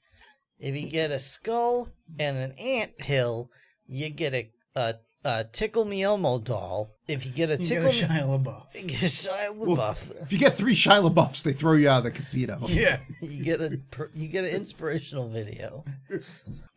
And then security escorts you out of the casino. How's everybody's tummy doing right now? Just a quick... Fine. Just a quick tummy check. Are you... You're just trying to find any reason not to talk about this. No. Or delay this. It's fine. Yeah. It's fine. Or is this, I'm going to need the bathroom for the next half hour. Tacos are fermenting in there. No, I'm okay. All right. So this guy, Ray, this mob guy, he's like, fuck this. This is stupid. There's 3 skulls won't get you rule the world. Billy Zane will beat your ass. This feels wrong somehow. I'm an altar boy. I'm going to leave. And I also like, more specifically, he's just like, you guys, listen. We got this skull. If we got 2 skulls, it tells us where the 3rd skull is. And the whole time the dude's just like, you only got the 1 skull, but you only got the 1 skull. Like, he's totally right. It's just like, I don't know what the fuck it does, but you only got 1. He's saying that, yeah. But like, wait till he finishes his plan before you point that out. I mean, sure. But I mean, Drax essentially says like, all right, you get 1 skull, then you get a 2nd skull. They show you where to get the 3rd skull. You get 3 skulls profit. Yeah. Mm-hmm. So Ray's like, I'm out of here. Drax is like, that's fine. I'm just going to fucking throw a spear through you. Yep. Just hucks a spear. Luckily, he's got Charlie, who's like the second in command of crime in New York. So now he's like, Charlie, you're in charge of crime now. Who's this guy's brother, apparently? Yes. I guess. But he's like, I've been waiting for that dude to die my whole life. Oh, really? Mm-hmm. Was that a line? Yeah, he said like, I've been waiting for this my whole life or something like that. Oh, I totally missed that line. Yeah. Yeah, it was kind of a, like, this is my chance to move Every up line the in this world. movie is throwaway lines. Yep. Yeah. And we, Totally missed as it. usual, we talk over way too much of it. So Yeah. the police chief is like, check this out. I think we were laughing hysterically at the throwing of the spear as well. Yes. I'm in charge of the police. Well, we know the 2nd skull's just right here in the Natural History Museum. Yeah, apparently that wasn't the first one they went for. No, let's just wait till nightfall, when no one's around, and we'll just go take it. Drax is like, I just killed a man. I'm high off my own power. Let's just fucking go grab it right now. High off my own supply. Just go there right now. Yeah. So, cut to, whatchamacallit, the newspaper where Diana shows back up. And Jimmy's like, oh, you're back. Can I kiss you again? And then Uncle Dave's like, someone you got to meet here. It's Kit Walker. He's up in my office. And we're going to talk about Drax and whatnot and needing skulls. John, explain the scene to us. Okay. The part where... Yeah. Yeah. Well, A, you're making sure you're awake and paying attention in class. Not I was just staring at that beautiful lightsaber on your wall. Mm-hmm. Oh, it is beautiful. It needs a brother. Needs a companion. Yeah, we're working on that. But anyway, so they go into Uncle whatever his name's office is, and There we go. and what was what's the wannabe boyfriend's name again? Jimmy. Jimmy. Fuck cares? Jimmy just like slimes his way in there too with them. Oozes through a crack in the door. He literally did. It really does. And we get Billy Zane sitting in there. So they do their introductions, and Jimmy is like, oh, who's this guy? And Christy Swanson's just like, oh, he's just a friend. And he's like, oh, really? How'd you meet? And Billy Zane's like, oh, we were friends in college. And it's just like, this guy immediately just like fucking Oh, you already fucked her, like is what his face says. And you say she's just a friend. Yeah, You say he's just Yeah. a friend. Honest to God, if anyone gets the chance, please go back or find this scene and watch it, because he literally, it's like you said the Manchurian Candidate code, and Yeah. he just shuts down, he turns away and walks to the corner like it's the fucking Blair He Witch. immediately assumes the cuckold position. Yeah. Yes. It's just like somebody beat me there. God damn it, I'm done. And like he just sits on the edge of a desk and lights his pipe and watches him like he's waiting for this dude to start banging this girl in front of him. And then he's done with the movie. Like, he's Yeah, out. He's yeah, out yeah. after that. He's Yeah, like, yeah. fuck it, I'm done. Okay. I don't care. Like, I didn't really have a point in the first place, so. He's like, okay, damaged goods. I'm out. Oh, wow. So they're But like, that, am I wrong though? Am I wrong? Well, I didn't take it so much as damaged goods as I'm not. sorry. I'm not. Refurbished. No, I'm not competing with this. Like, also, like, she'd rather eat a bologna sandwich than kiss me. So, there's that. yeah, I But- should go. I obviously he doesn't get that part. I think he just looked at Billy Zane and was like, I'm not. Yeah, I can't beat that. That's you win. I took a bologna to the dome, then a sausage to the. Like I would So- I would try and fight it if you were just a newcomer, but like you guys have history. Yeah. You've obviously Yeah, slept he's together, obviously an whatever, old like, comer. Yeah. So, we go to the Museum of World History, Oh, okay. and the skull is just sitting in like a medieval exhibit, and Billy Zane's like, everything about this is wrong. While we're on the subject of being wrong, I'm just gonna grab this here rope banister thing and just smash the exhibit open and take it. Punch our way through and grab it. Drax is like, whoa, coincidentally, I was gonna do that. Yeah. All right, so fat check time. All right, Billy Zane walks in room, smashes something, takes something out. Bunch of guys walk in with guns. They're looking like they're gonna be doing something to oppose Billy Zane. I think But I understand where you're going here. they mention sandwiches and drinks in the hallway. Not only Cakes. sandwiches, Well, cakes and Oh, sandwiches. cakes and sandwich. and sandwiches in the hallway. Are you going In for the, the in free the keep? Hall of Natural You staying with History. Billy Zane? See what happens? Or are you going for the free cakes First and of all, sandwiches? Yeah. I think there's a bigger question here. Mhm. You damn well better be providing cakes and sandwiches. He's a bad guy. He's lying. If He this don't is care. a false promise. Yeah, well, that's what I'm saying. If yeah. this is a false promise, I'm gonna go out, It's gonna be see hell that to they're. play. I will Or to pay. leave. I will leave. Actually, that's not true. My personality type doesn't fit that. I'm not gonna go wherever the biggest crowd is. Mm-hmm. So I will just stay wherever the smallest group of people is. Mm-hmm. But if I happen to be in the hallway and I see that there are no cakes or sandwiches, Yeah. that's it. Well, It's gonna be alright. a mostly peaceful but fiery protest. I'm gonna argue All that up over this You're going guy's to march ass. back in there. Oh yeah, And they're going to shoot you. that's fine. I'll talk one day. I'll die for my principles. Yeah. Yes. Damn right. I'm going to guess there were cakes and sandwiches because he probably knew ahead of time we're going in there to take the skull out. So I need an excuse to get the audience out. He didn't know someone would just be smashing the fucking thing and grabbing it anyway. So he's probably going to go in there and It's be possible he had that. like, "Hey, plan. we need to shut down the area. You know, cakes and sandwiches this way.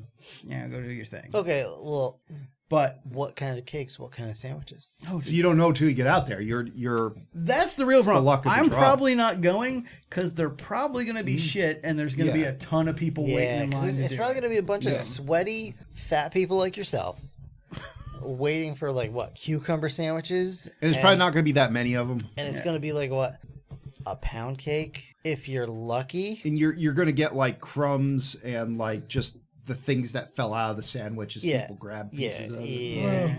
I mean, it's in the Hall of Natural History, so I'm going there anyway. Yeah. Oh, I'm going there eventually. I think the I think I'm thing going to is, see what Billy Zane's yeah, up are you to waiting to first. see this man get shot first, or Like, are I you wanna see going this- for the cakes to be? I first want in to see line? this amazing special effects display. Oh, That's about to take. Oh, yeah.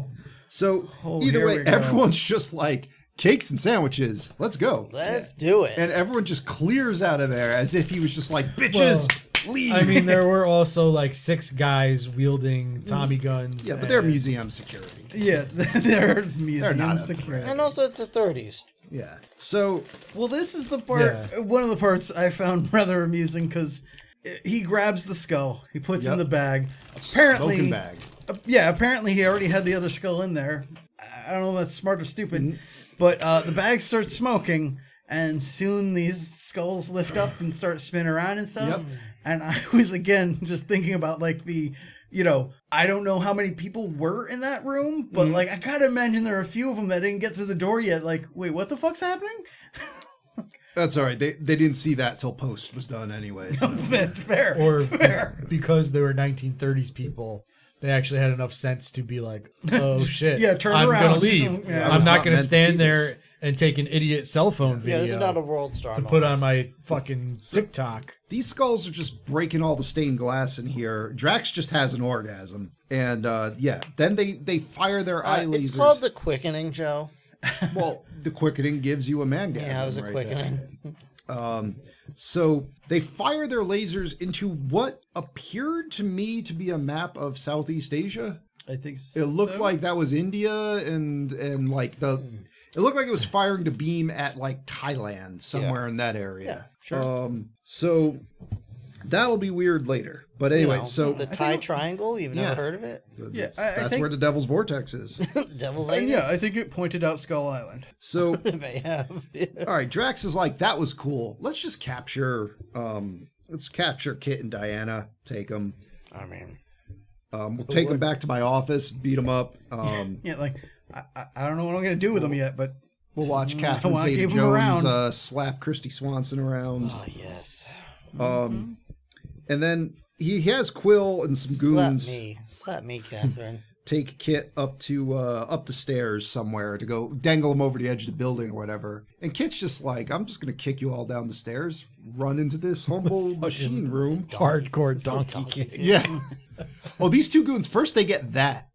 Then they run into the machine room and they find his clothes. They're like, fuck, he's naked. And ass to the face. and just immediately his ass is just sitting on the side of this man's face as his legs are choking two men, just choking them At the out same at the time. same time. We do need to clarify he was wearing his phantom pajamas. Yes, it's And not- They did not know that No, until the legs they hit didn't him. know that. Well, Yeah. like that dude was like. I feel the worst for the dude on the inside, Yup. the inner thighs. He Yeah. probably was fully expecting balls on his Yep. face or the back of his neck. Yeah. Well, Best that's the other case thing. scenario. You're saying we need to clarify he's wearing his phantom pajamas, as if that means anything. Like, It there's does. not that much. Oh, it does. But there's not that much clothing between skin. All right, let's be honest. All right, but even a little bit Yeah. makes a world of difference. Yeah, No, fair. that man's last thought before he passed out was, oh, good, he's wearing pants. Yeah, all right. So Tony, as an experiment, we're all gonna put our bare balls on their face, and then we're gonna put our balls with our underpants on your face. You let us know if you think there's a difference. No, I know there is a difference, but like, it's not enough. That's what I'm saying. So I think it's a significant difference. So Quill here continues his streak against the Phantom. He's just like, I'm just going to lock you in here. Yeah. I'll just close the door. Gonna run. All right. That's cool. You know what? I killed one of you. I don't care. Phantom's just like, oh, jeez. Yeah. Hey, you know what I noticed on the way in here? Door's got a lock. Yeah. Yeah. All right. So Looks like I'm the world's greatest detective. Yeah, it is. Again, Phantom's, oh, my weakness. My weakness, common sense. One can't of my even- many weaknesses. use my pistol to try to break, the lock or just shoot the lock. No. No. I'm That would going to be instead fuck inappropriate. around with the elevator. I'm going to take my guns, Oh god. put the handles together, Oh god. and then just click my boots together and just Oh, slide God. down this rope. Why? And Steel elevator cable. don't worry, they'll edit Sparks in. They will edit Sparks in. Yep. Why? It's the Phantom, man. Who Those is this poor for? guns. It's gonna slam evil. Those poor guns, I guess. So yeah, he slides down to the lobby. At this point now, we learn Drax has figured out that the coordinates point to the Devil's Vortex. But couldn't he have gone down to any floor and just opened the doors? Theoretically, yeah. Okay, just throwing that out there. Any Also, floor. also, as we see, The it next doesn't floor. matter what floor he gets off because nobody seems to react to it. Nobody seems to even No. notice No, he a gets- large he gets out purple of the man elevator. tumbling out. No of one an wants to be elevator. the No first one- person to talk to that man. I guess not. Like, hey, you. Clearly, Never mind. he has some sort of agenda he's in a hurry to get to. Sure. And I'm just going to let him, Yeah, no. just let him go. You would think at least one background guy would have been like, "Fuck, Bob, did you see that? Yeah. My nuts! Oh. Is that guy in his pajamas?" So This is many decades pre 9/11. I was like, whatever. now, See something, say nothing. Yeah, that's right. Whatever, man. Drax, Quill, Charlie the mob guy, Mantis. Mantis, Rocket. Zuma Kroom, Monster Mash, Otter Pop. Catherine Zeta-Jones, and Christy Swanson are in this car. It's a fucking clown car. They drive off. Sure. That's a clown car, right? The Phantom comes out and he's like, I'm going to go over to the cab I rented. Oh shit, I'm in my stupid purple costume. I was like, get the fuck out of here. He's like, I know. He's like, take all my money, just don't kill me. Yeah. It's like, You got a robber mask on. I know I have the exact same face that the person you just saw 5 minutes voice. ago and voice, but I'm a friend of his. Friend, get it? Yeah. But more importantly, it's Fidelio. It's like And what was that thing in The Simpsons where Homer's like, "Dude, we gotta run out!" And the person's just like, "Oh shit!" and like throws their wallet at him or something and drives off. Like he's trying to get help, but he just comes out screaming. It's like, well, that's not gonna accomplish anything. Yeah. But this officer is like, I'm going to beat your ass. It pulls him out of the cab. So Billy Zane's like, I'm just going to jump on all these cars and jump on this horse Yeah, steal a horse. and go riding off. Police horse. So yeah, we get police motorcycles chasing a police horse in a relatively solid chase. Except for all of the sweet jumps that they did with no ramps. Yeah, it was like horse goes over a little hill, police motorcycles jump 10 feet. Horse goes over a bush, police motorcycles jump 10 feet. I think it was giving skateboarding me ramps. some Pee-wee's Big Adventure nostalgia. So I think that might have earned it more cred than it deserves. Okay, that's fair. Either way, he jumps a wall, off the horse. Yeah, and he's got a it's like, sweet move. He just jumps off the horse, rolls off Central this wall. Park and- Zoo. Yep. Perfect opportunity for a man in a purple suit. Yeah. Exactly. The cops are Born like, Born right in the in. jungle. yeah, cops are like, let's go in there after him. Let's check this tiger cage. He can't possibly be in there. Nope. Tiger's like, fucking help. There's a purple man in here. Like, let me out. He's on the bar. It's like, help me! I don't know what this guy's gonna do. He's threatened me with the worst things imaginable. Yeah. So, like, the Phantom comes out and just pets this tiger, and you're like, oh, that's a cool tiger. The tiger's like, just get away from me, man. Like I'm defanged and declawed. Like, Help me. I don't know if he means harm, but there was a little skull in his pants that went. I don't feel comfortable. It's the 30s. They feed me gruel. So he climbs need out meat. of there. And the Phantom, Batman, he is not. He is not good at sneaking into or out of places. The cops are just like, oh, there's a big purple blob moving that way. And open fire. It really is just a guy from the 30s in a purple blob Well, costume. yeah, the funny thing is, as you just said, like, he hides in some little corner of this tiger cage till they move on, and he's like, all right, 1, 2, 3, that should be enough. Climbs on top, it's just running across bars, like, bing, bing, bing, bing, bing, bing, like, give it a minute, dude. He doesn't even have to do that. He can just walk out into the tiger cage with the tiger there and be like, yes, I am here with a tiger. What are you going to do about it? Well, they'd probably just wait outside or shoot him. So But now Al pulls up in the cab and he's like, I don't know you, but I'm intrigued by your purple suit and I'd like to take you out for a good time. Doth you have more jewels? Also, I've met a man today who paid me in jewels. You look like you might do the same. Yeah, he looks a lot like you, weird. Yeah. and I can tell you're carrying a few jewels there. Oh, yeah. Hop in my cab, get out of my dreams and into my car. And they go off to, I don't even know how they know where the airplane is that Drax is getting on, but they do. It's LaGuardia. It's a pier. Yeah, it is. That's the funny a lot of thing. airplanes That's the funny thing. on. There's a lot of airplanes in this movie. There are 0 airports. Yeah, it's just a pier with a plane. It's all of it. Like, all of them are seaplanes. I mean, it had the Drax branding on it, so maybe he just went to like the Drax building. it did have a big Drax sticker on the Yeah. side. So either way, this asshole just jumps in the water and hangs onto a pontoon while they fly to Thailand. Yep. Like- Yep. It's only a 28-hour flight with 3 stops for gas. That's fine. He doesn't even have gloves. Like, No, it's cool. like I It's don't know cool. how you have a hands or face by the time you get there. Like, I mean, it's the 30s, so it's not like they're flying high enough where you need to worry about air pressure and breathing, but it's fucking cold up there. Sure. You know, also, like, what are you hanging on to that whole time? Hope. Yeah. I think that's about it. Yeah. And then they fly all the way to the Devil's Vortex, wherever that is. By the end, though, at least you see the Phantom, and he's like, as the plane's coming down, he looks like, I want to die right now.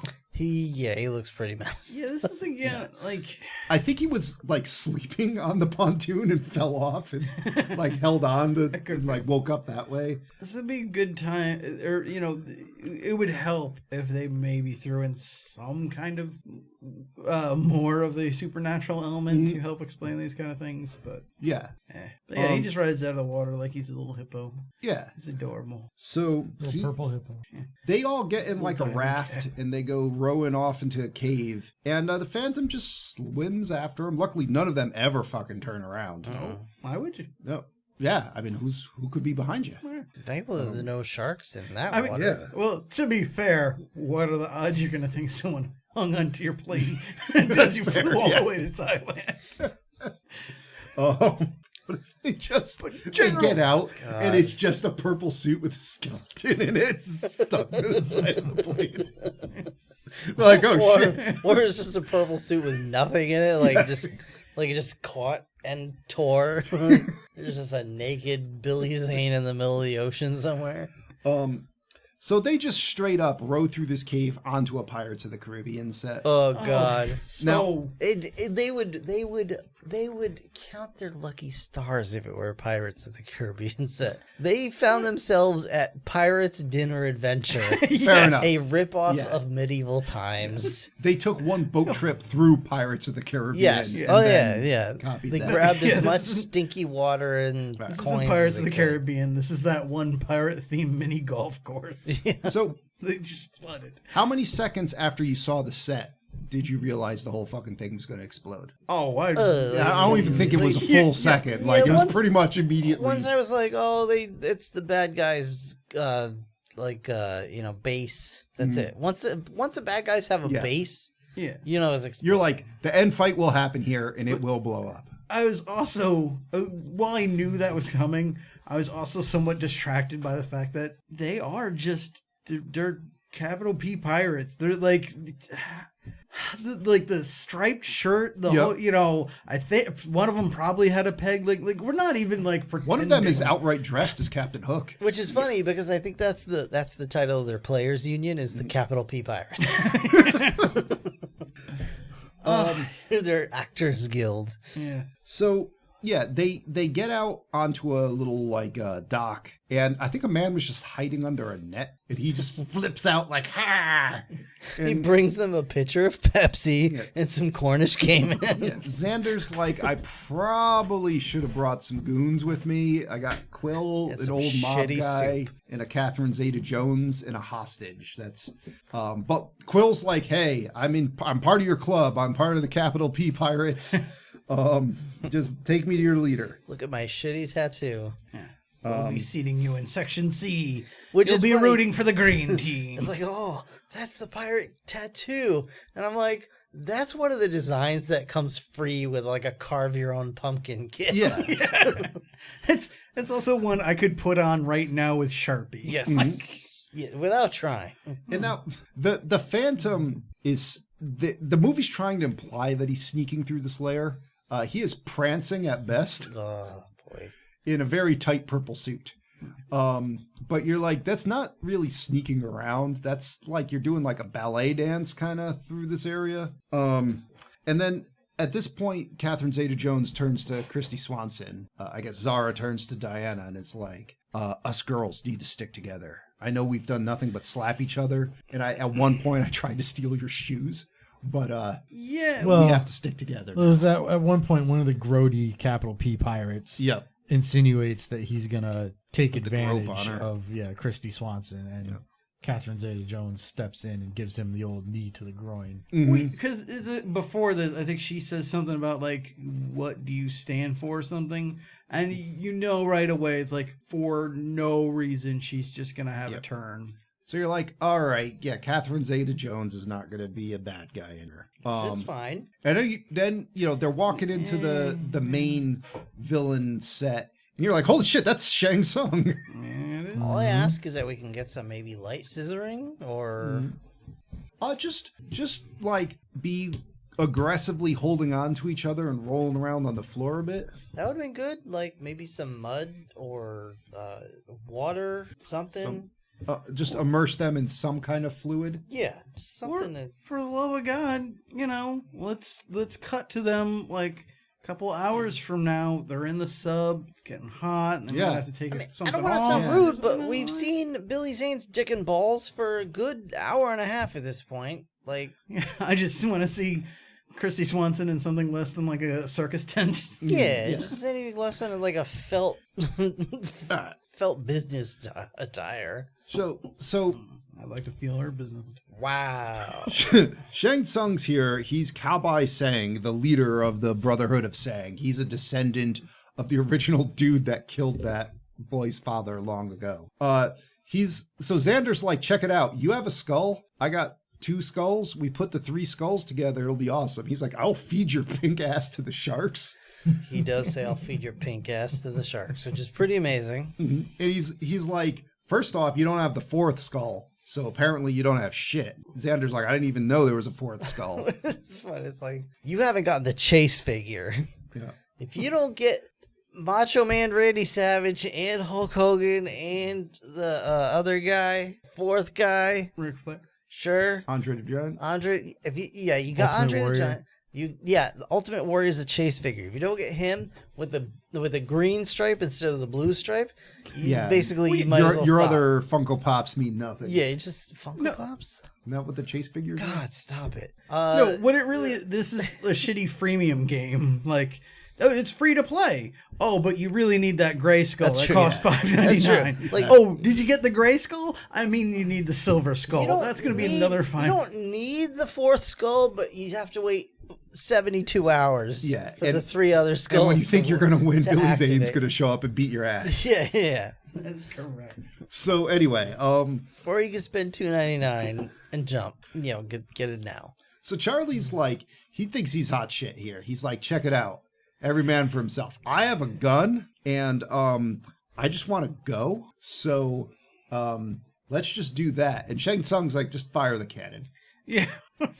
And fucking Charlie here just stands there and watches as the man lights and points a cannon at him. Well, As stupid as that is, the result of this is pretty damn amazing. it's the best part of the film. It is certainly a highlight. That cannon, Hands down. that cannonball fussrodas Charlie right out of the film. Like, end over end ragdoll. Yeah, Charlie's Into a doll. wall. It is the... Charlie's, crash test dummy. Yeah, it is a crash test dummy being fired from a catapult across Wait. the set. What the price of admission? Yeah. But it is No spectacular. blood, yeah. nothing. But Oh, it didn't no. need to be. Just a cannonball. Oh, just, yeah. just takes him out of here. Just throwing a real doll into the upper atmosphere. And then, Into a pool of sharks. Into a pool. and you're just supposed to go on like that didn't happen. You're just Yeah. like they just go on like, all right, fuck him. At this point, Shang Tsung's like, all right, I'm gonna take the skulls, and you're just gonna fucking die. So how about that? And the Phantom's like, Cowboy Sang, stand right there, and swings on a rope. It just double kicks this dude right in the ribs. And like, you're done. You're not if that didn't kill you, you're not getting up. Like, I don't know if Billy Zane's legs are going to be intact, but like, you're done after taking that. Well, the problem is Billy Zane actually only weighs 3 pounds. Yeah, that's true. Yeah. Nobody knows that, but yeah. All right, so His now hollow bones. it's just fighting time. Yeah. Everyone's fighting everybody. It's like being hit with a sack of White Castles. I mean, it's going to be annoying, but it's not going to hurt you. Billy Zane's like, all right, I got 2 guns. I'm going to look forward and just Christian Bale and Equilibrium this shit. It just fire everywhere. It kills a bunch of people. It didn't kill anybody. Like, it shot a few of It those shot guys. all of their guns Weapons. and knives that's and right, swords yeah. out of their No, hands. there This were is a bunch of people that PG-13. flew backwards. It looked to me like people died, but maybe he did disarm. No, Either way, they were just like, "Oh my god, they Yeah. shot No. my gun out of my I've hand. lost my weapon. I am Yeah. done. Yes. I'm out of the fight." I am felled. My tight suit does not have pockets, and I did not bring any replacement magazines.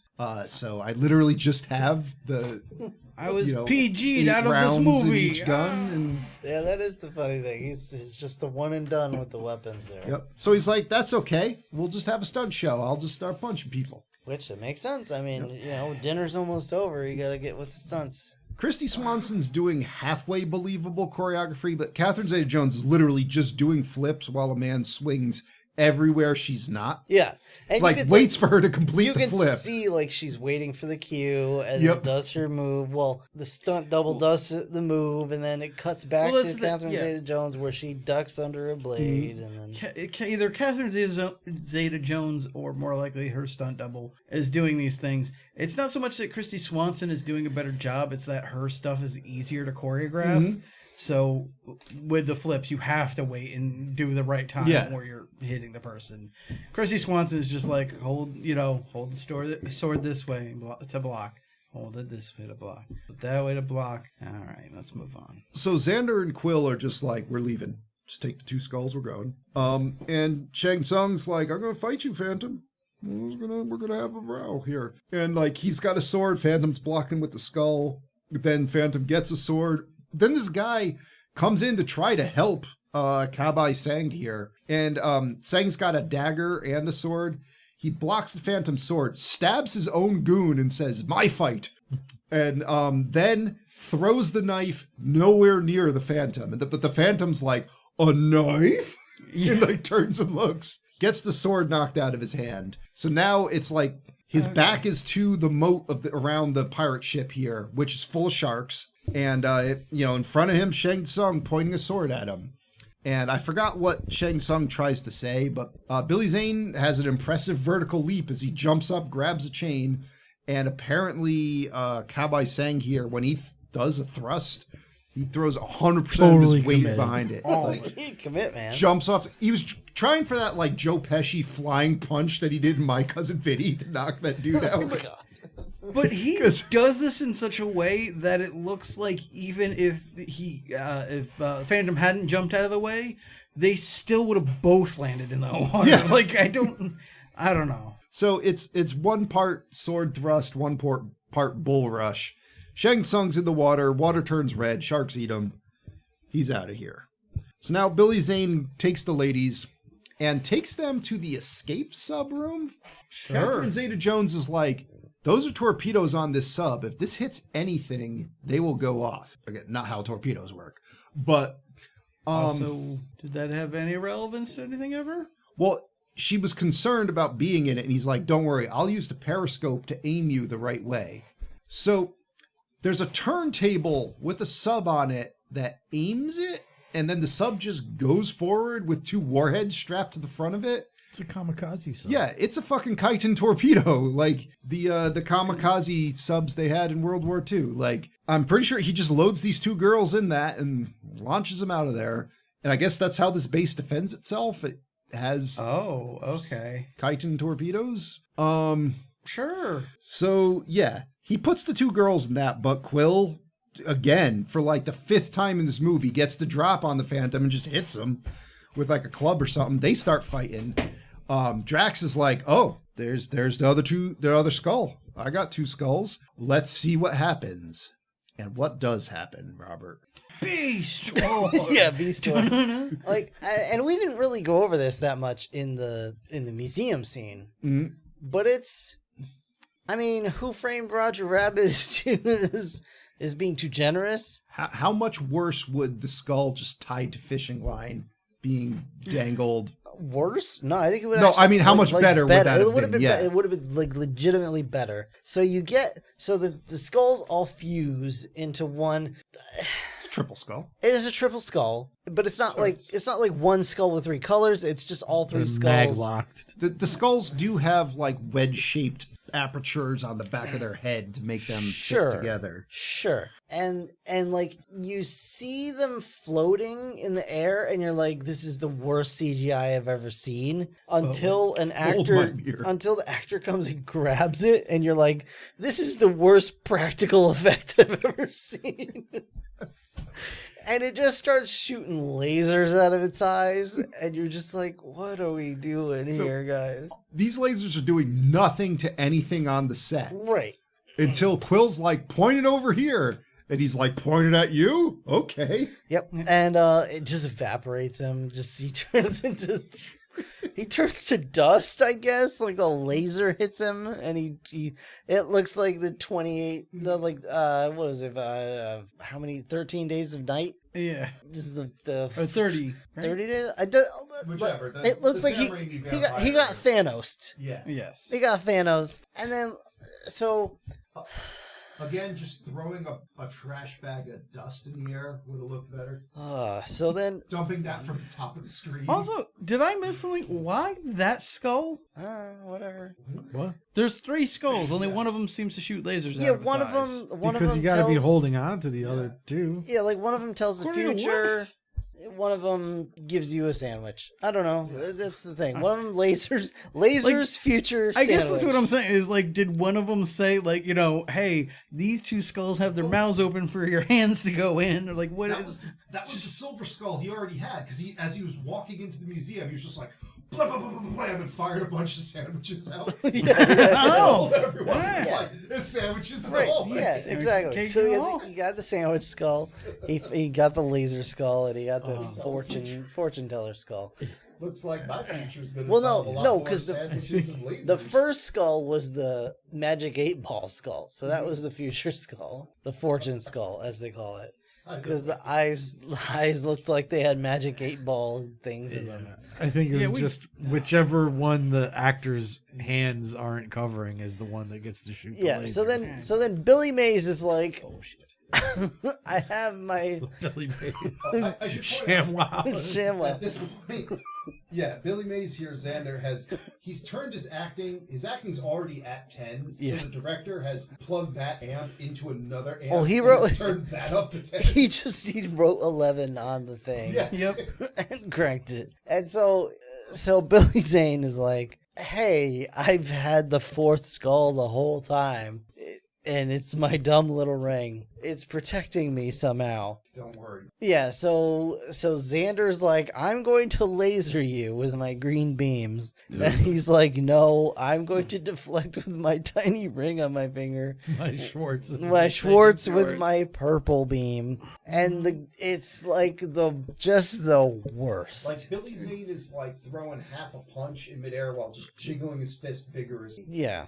And Xander is leaning full, like he's got all his body weight into this. He's making an unacceptable It looks like the video that Adobe made when they wanted a proof of concept for After Effects. Like, they're like, we need to take something to our investors to show that this could be a thing. Well, it's also the problem of like, you know, the limitations of the time for technology, because these actors are putting it in like they're making that scene in Harry Potter where him and Voldemort have the wands on each other. Yeah. But what we get is not that. Well, there's Optimus Primal is hanging out there. There's a Ally McBeal dancing baby just hopping around. The freaking hamster dance.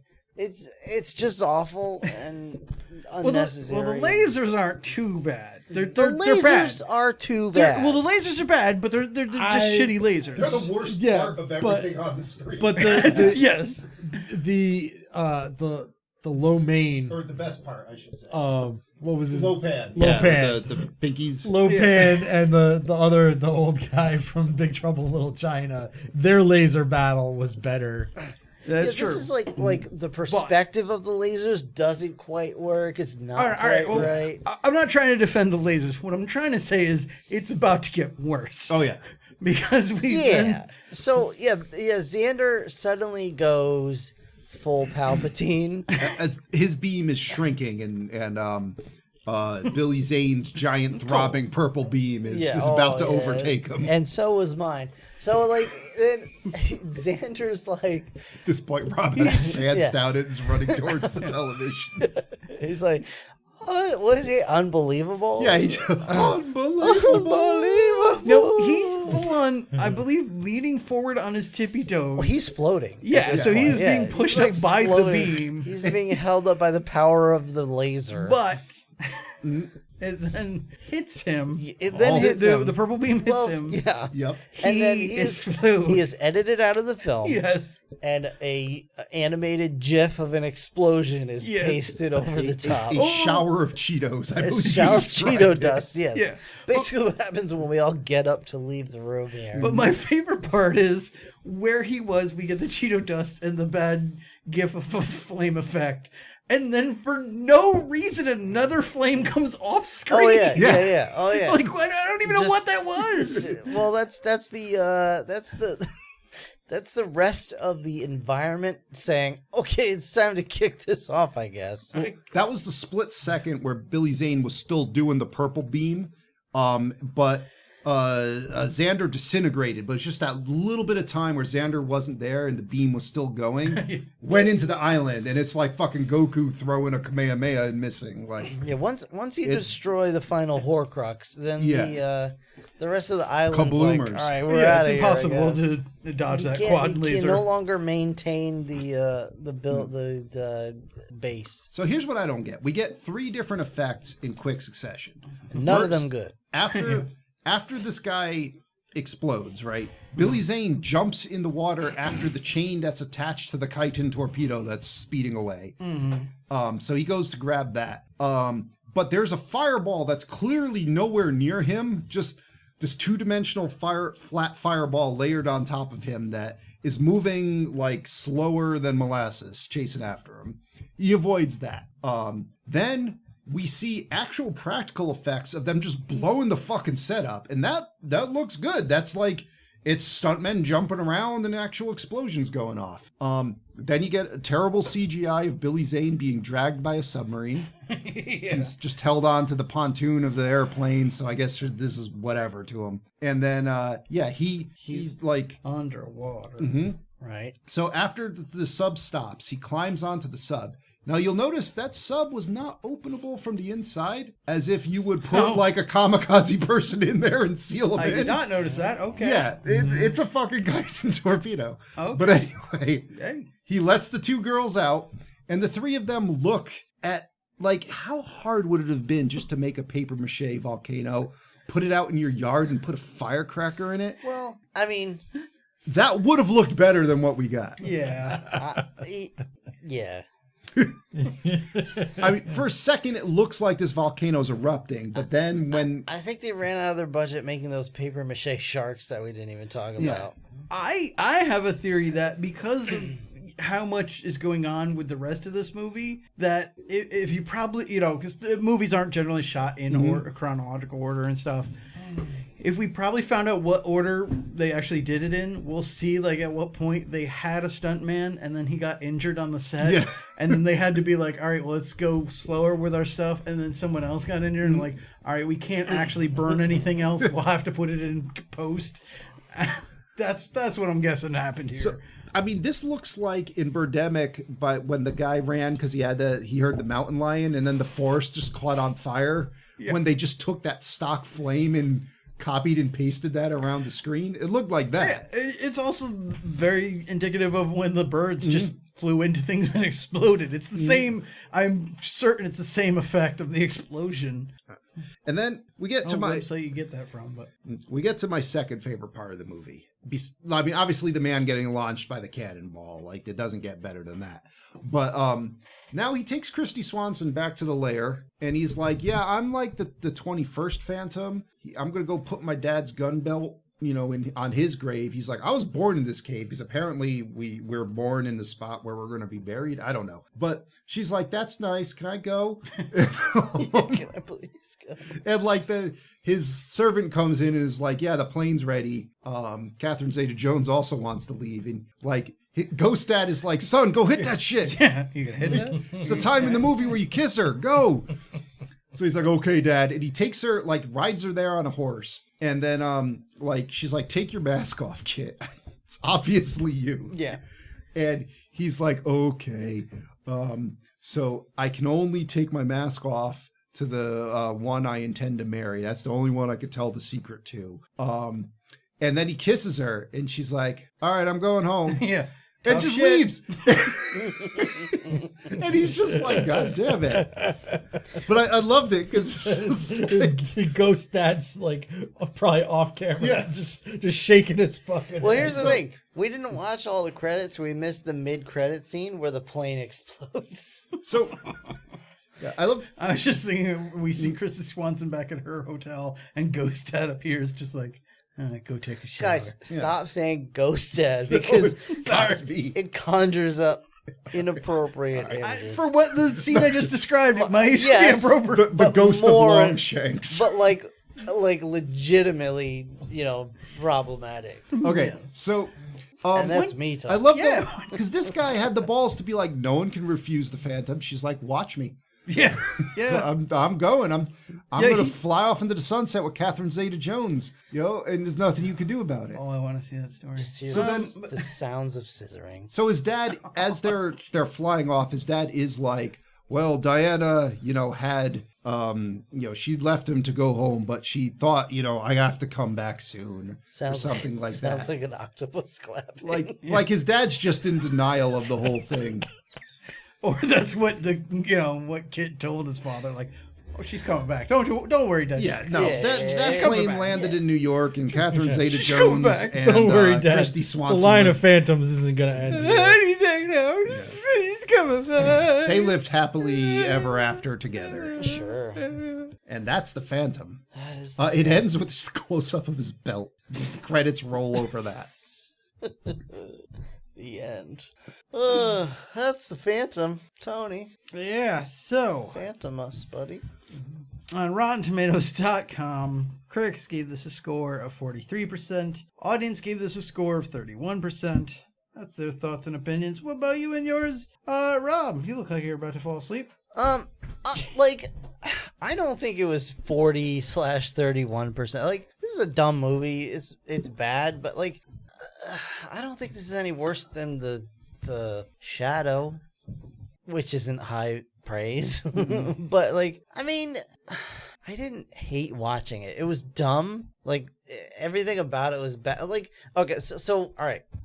Granted, we have to come through this at the lens of it's me and I watch dumb movies. Like, that's kind of a thing I do. So this to me, like, didn't hurt that bad. Like, it was watchable. It had entertaining parts. Like, the stuff that was dumb about it was funny enough that it was entertaining dumb.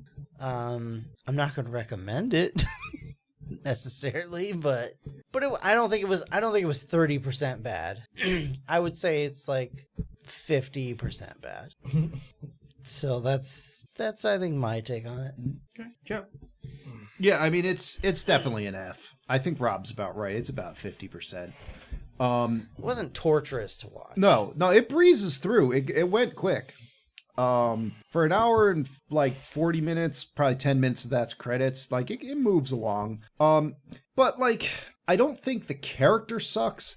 I think how he is portrayed in the movie, though, he's portrayed like someone who sucks. And, I don't like to see a one-sided movie where the hero just runs roughshod over everyone. But, like, I want the hero to perform better than this. Like, he just kind of, like, he just sort of sucked. And, like, I'm not necessarily against the casting, but the quality of the acting was terrible. So like the performances you're watching and you're just like that no one's even trying here. Maybe Catherine Zeta-Jones. And then the bad guy is like trying way too hard. So like it has those as limitations. Like the action scenes aren't that great. The only thing I really liked, like I thought the sets were cool. I liked the setting. Obviously a man getting shot across a pirate ship from a cannon was amazing.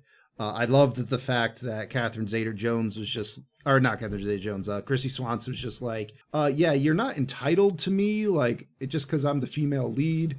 Deuces, Phantom, I'm out of here. I like that he just randomly saw his ghost his ghost Longshanks, and he was like, you know, everyone else is like, are you okay? And but overall, though, like, there's not enough here for me to recommend the film. I recommend people see some highlights of it. Like that, those special effects at the end are a sight to behold. And you know, the cannonball part, the special effects part, like just basically the third act.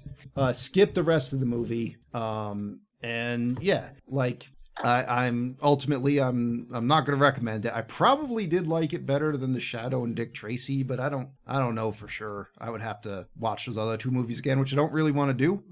So I don't really have another recommendation. Definitely better than Dick Tracy. Yeah, I mean, I'm pretty sure it's better than Dick Tracy. Anyway, like, let's say, yeah, not recommend, but not like, it's not an abysmal failure. It's not painful to watch. It's just not that good either. Let me ask you guys this.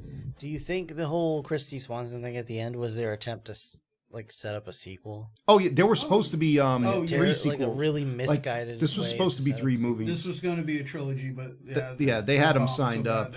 And Dick Tracy was a better put together film. Oh, it definitely had a lot But more it work in it. was just way more boring, I think. Yeah. Those one person in that makeup was better effects than the entire movie. Dick Tracy had amazing production value and cast and everything, and just the script was terrible. Yeah. Right, John? Yeah, I mean, I would give it a D. Except Madonna talking about a leaky vagina. Oh boy. It's not good. Not horrible, but not good. No, sir, I don't like it. I had seen this before, so I knew a little bit of what was coming. It was a long time ago, so I didn't remember all of it. I thought I remembered him with more superpowers than that, but Then none.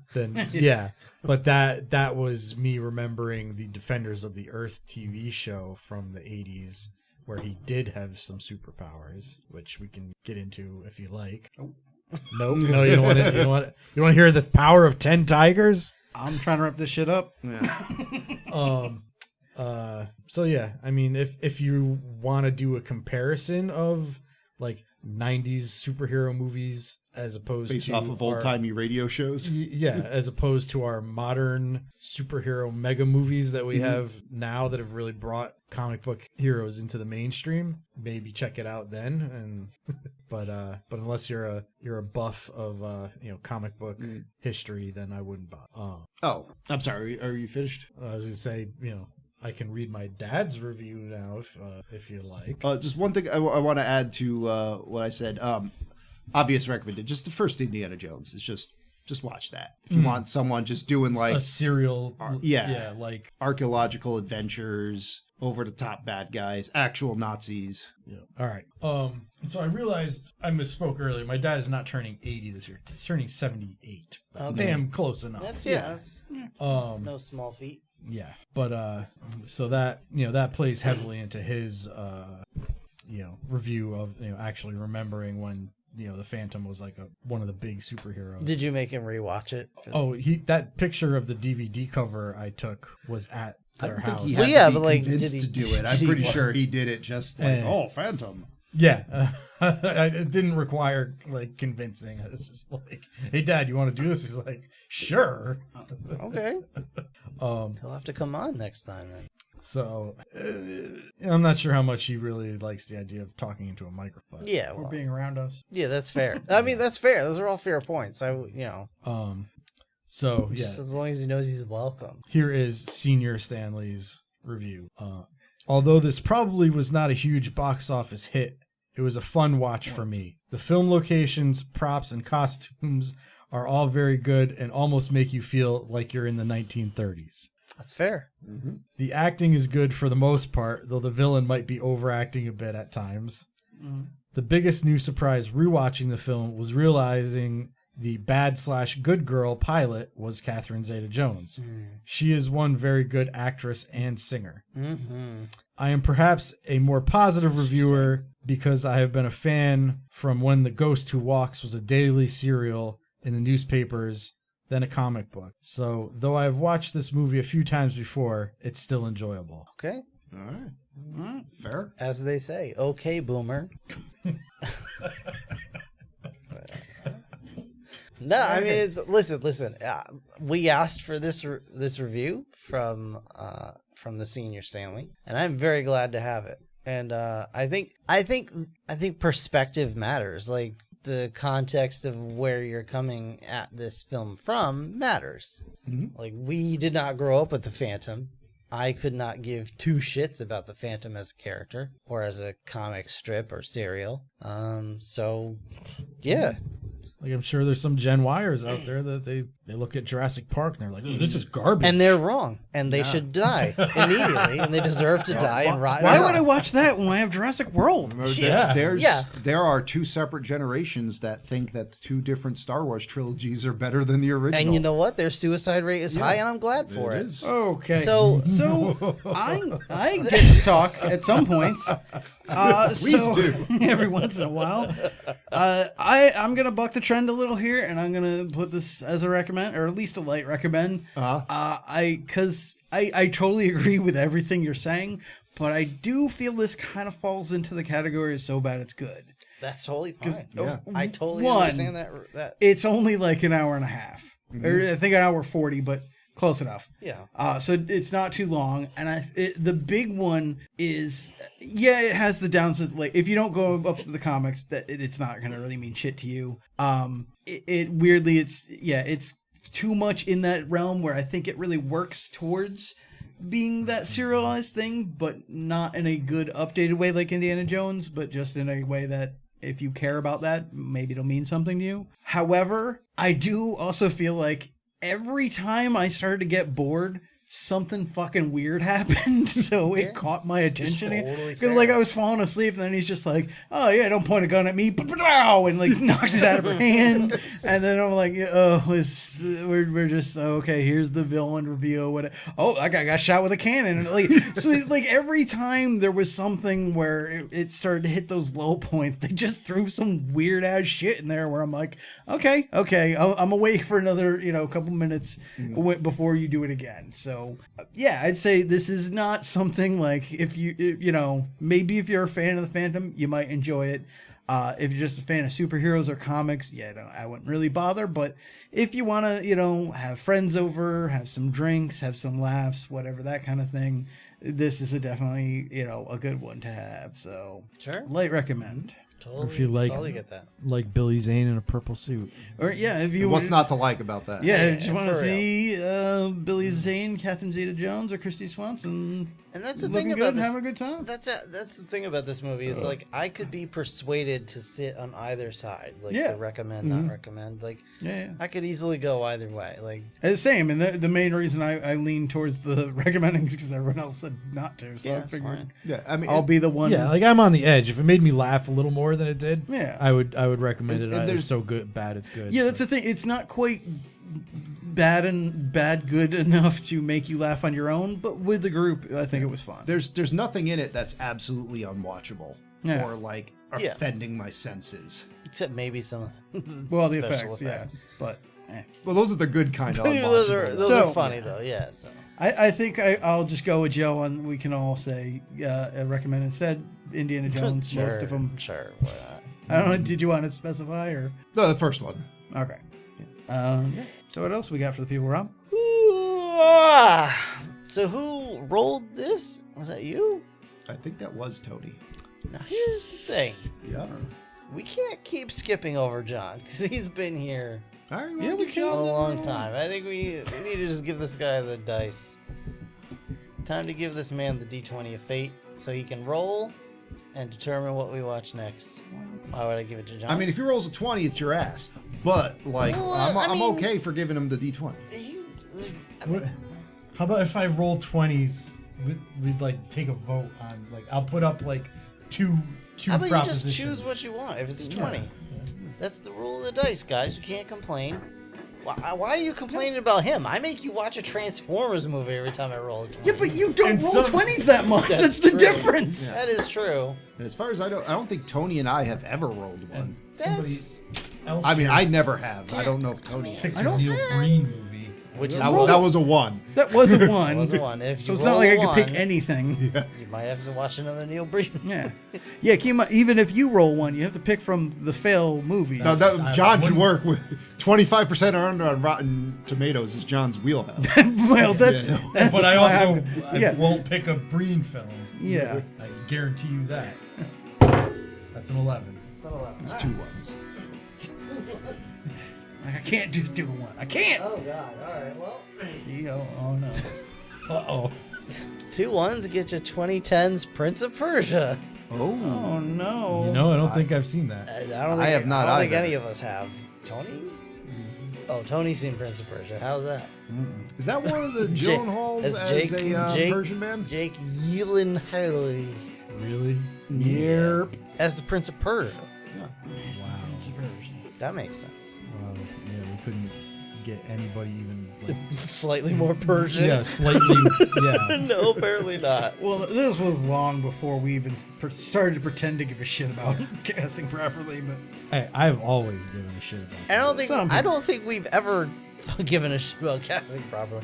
We went in one we were in one direction, and now we've gone fully in the other direction. Yeah. I have a problem with No. it going both ways. There's never been a middle It ground. was never, it was never correct.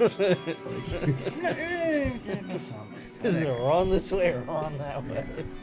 Well, everybody, it's a Persia, I guess. Woo! Yeah. I got poop. All right, Joe's got a poop. That sounds like it's time to end the podcast. Thanks for listening, guys. We'll see you next time. Adios. I got crumbs on my microphone. good night. Oh, bye. I think I have it covered.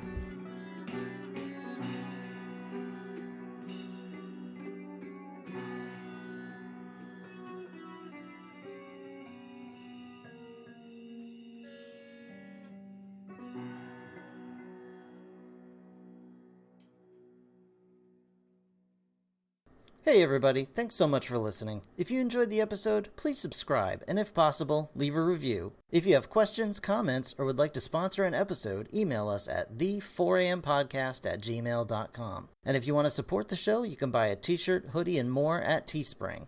Or gain access to exclusive content by becoming a patron at patreon.com/4ampodcast. Thanks again for listening. See you next time.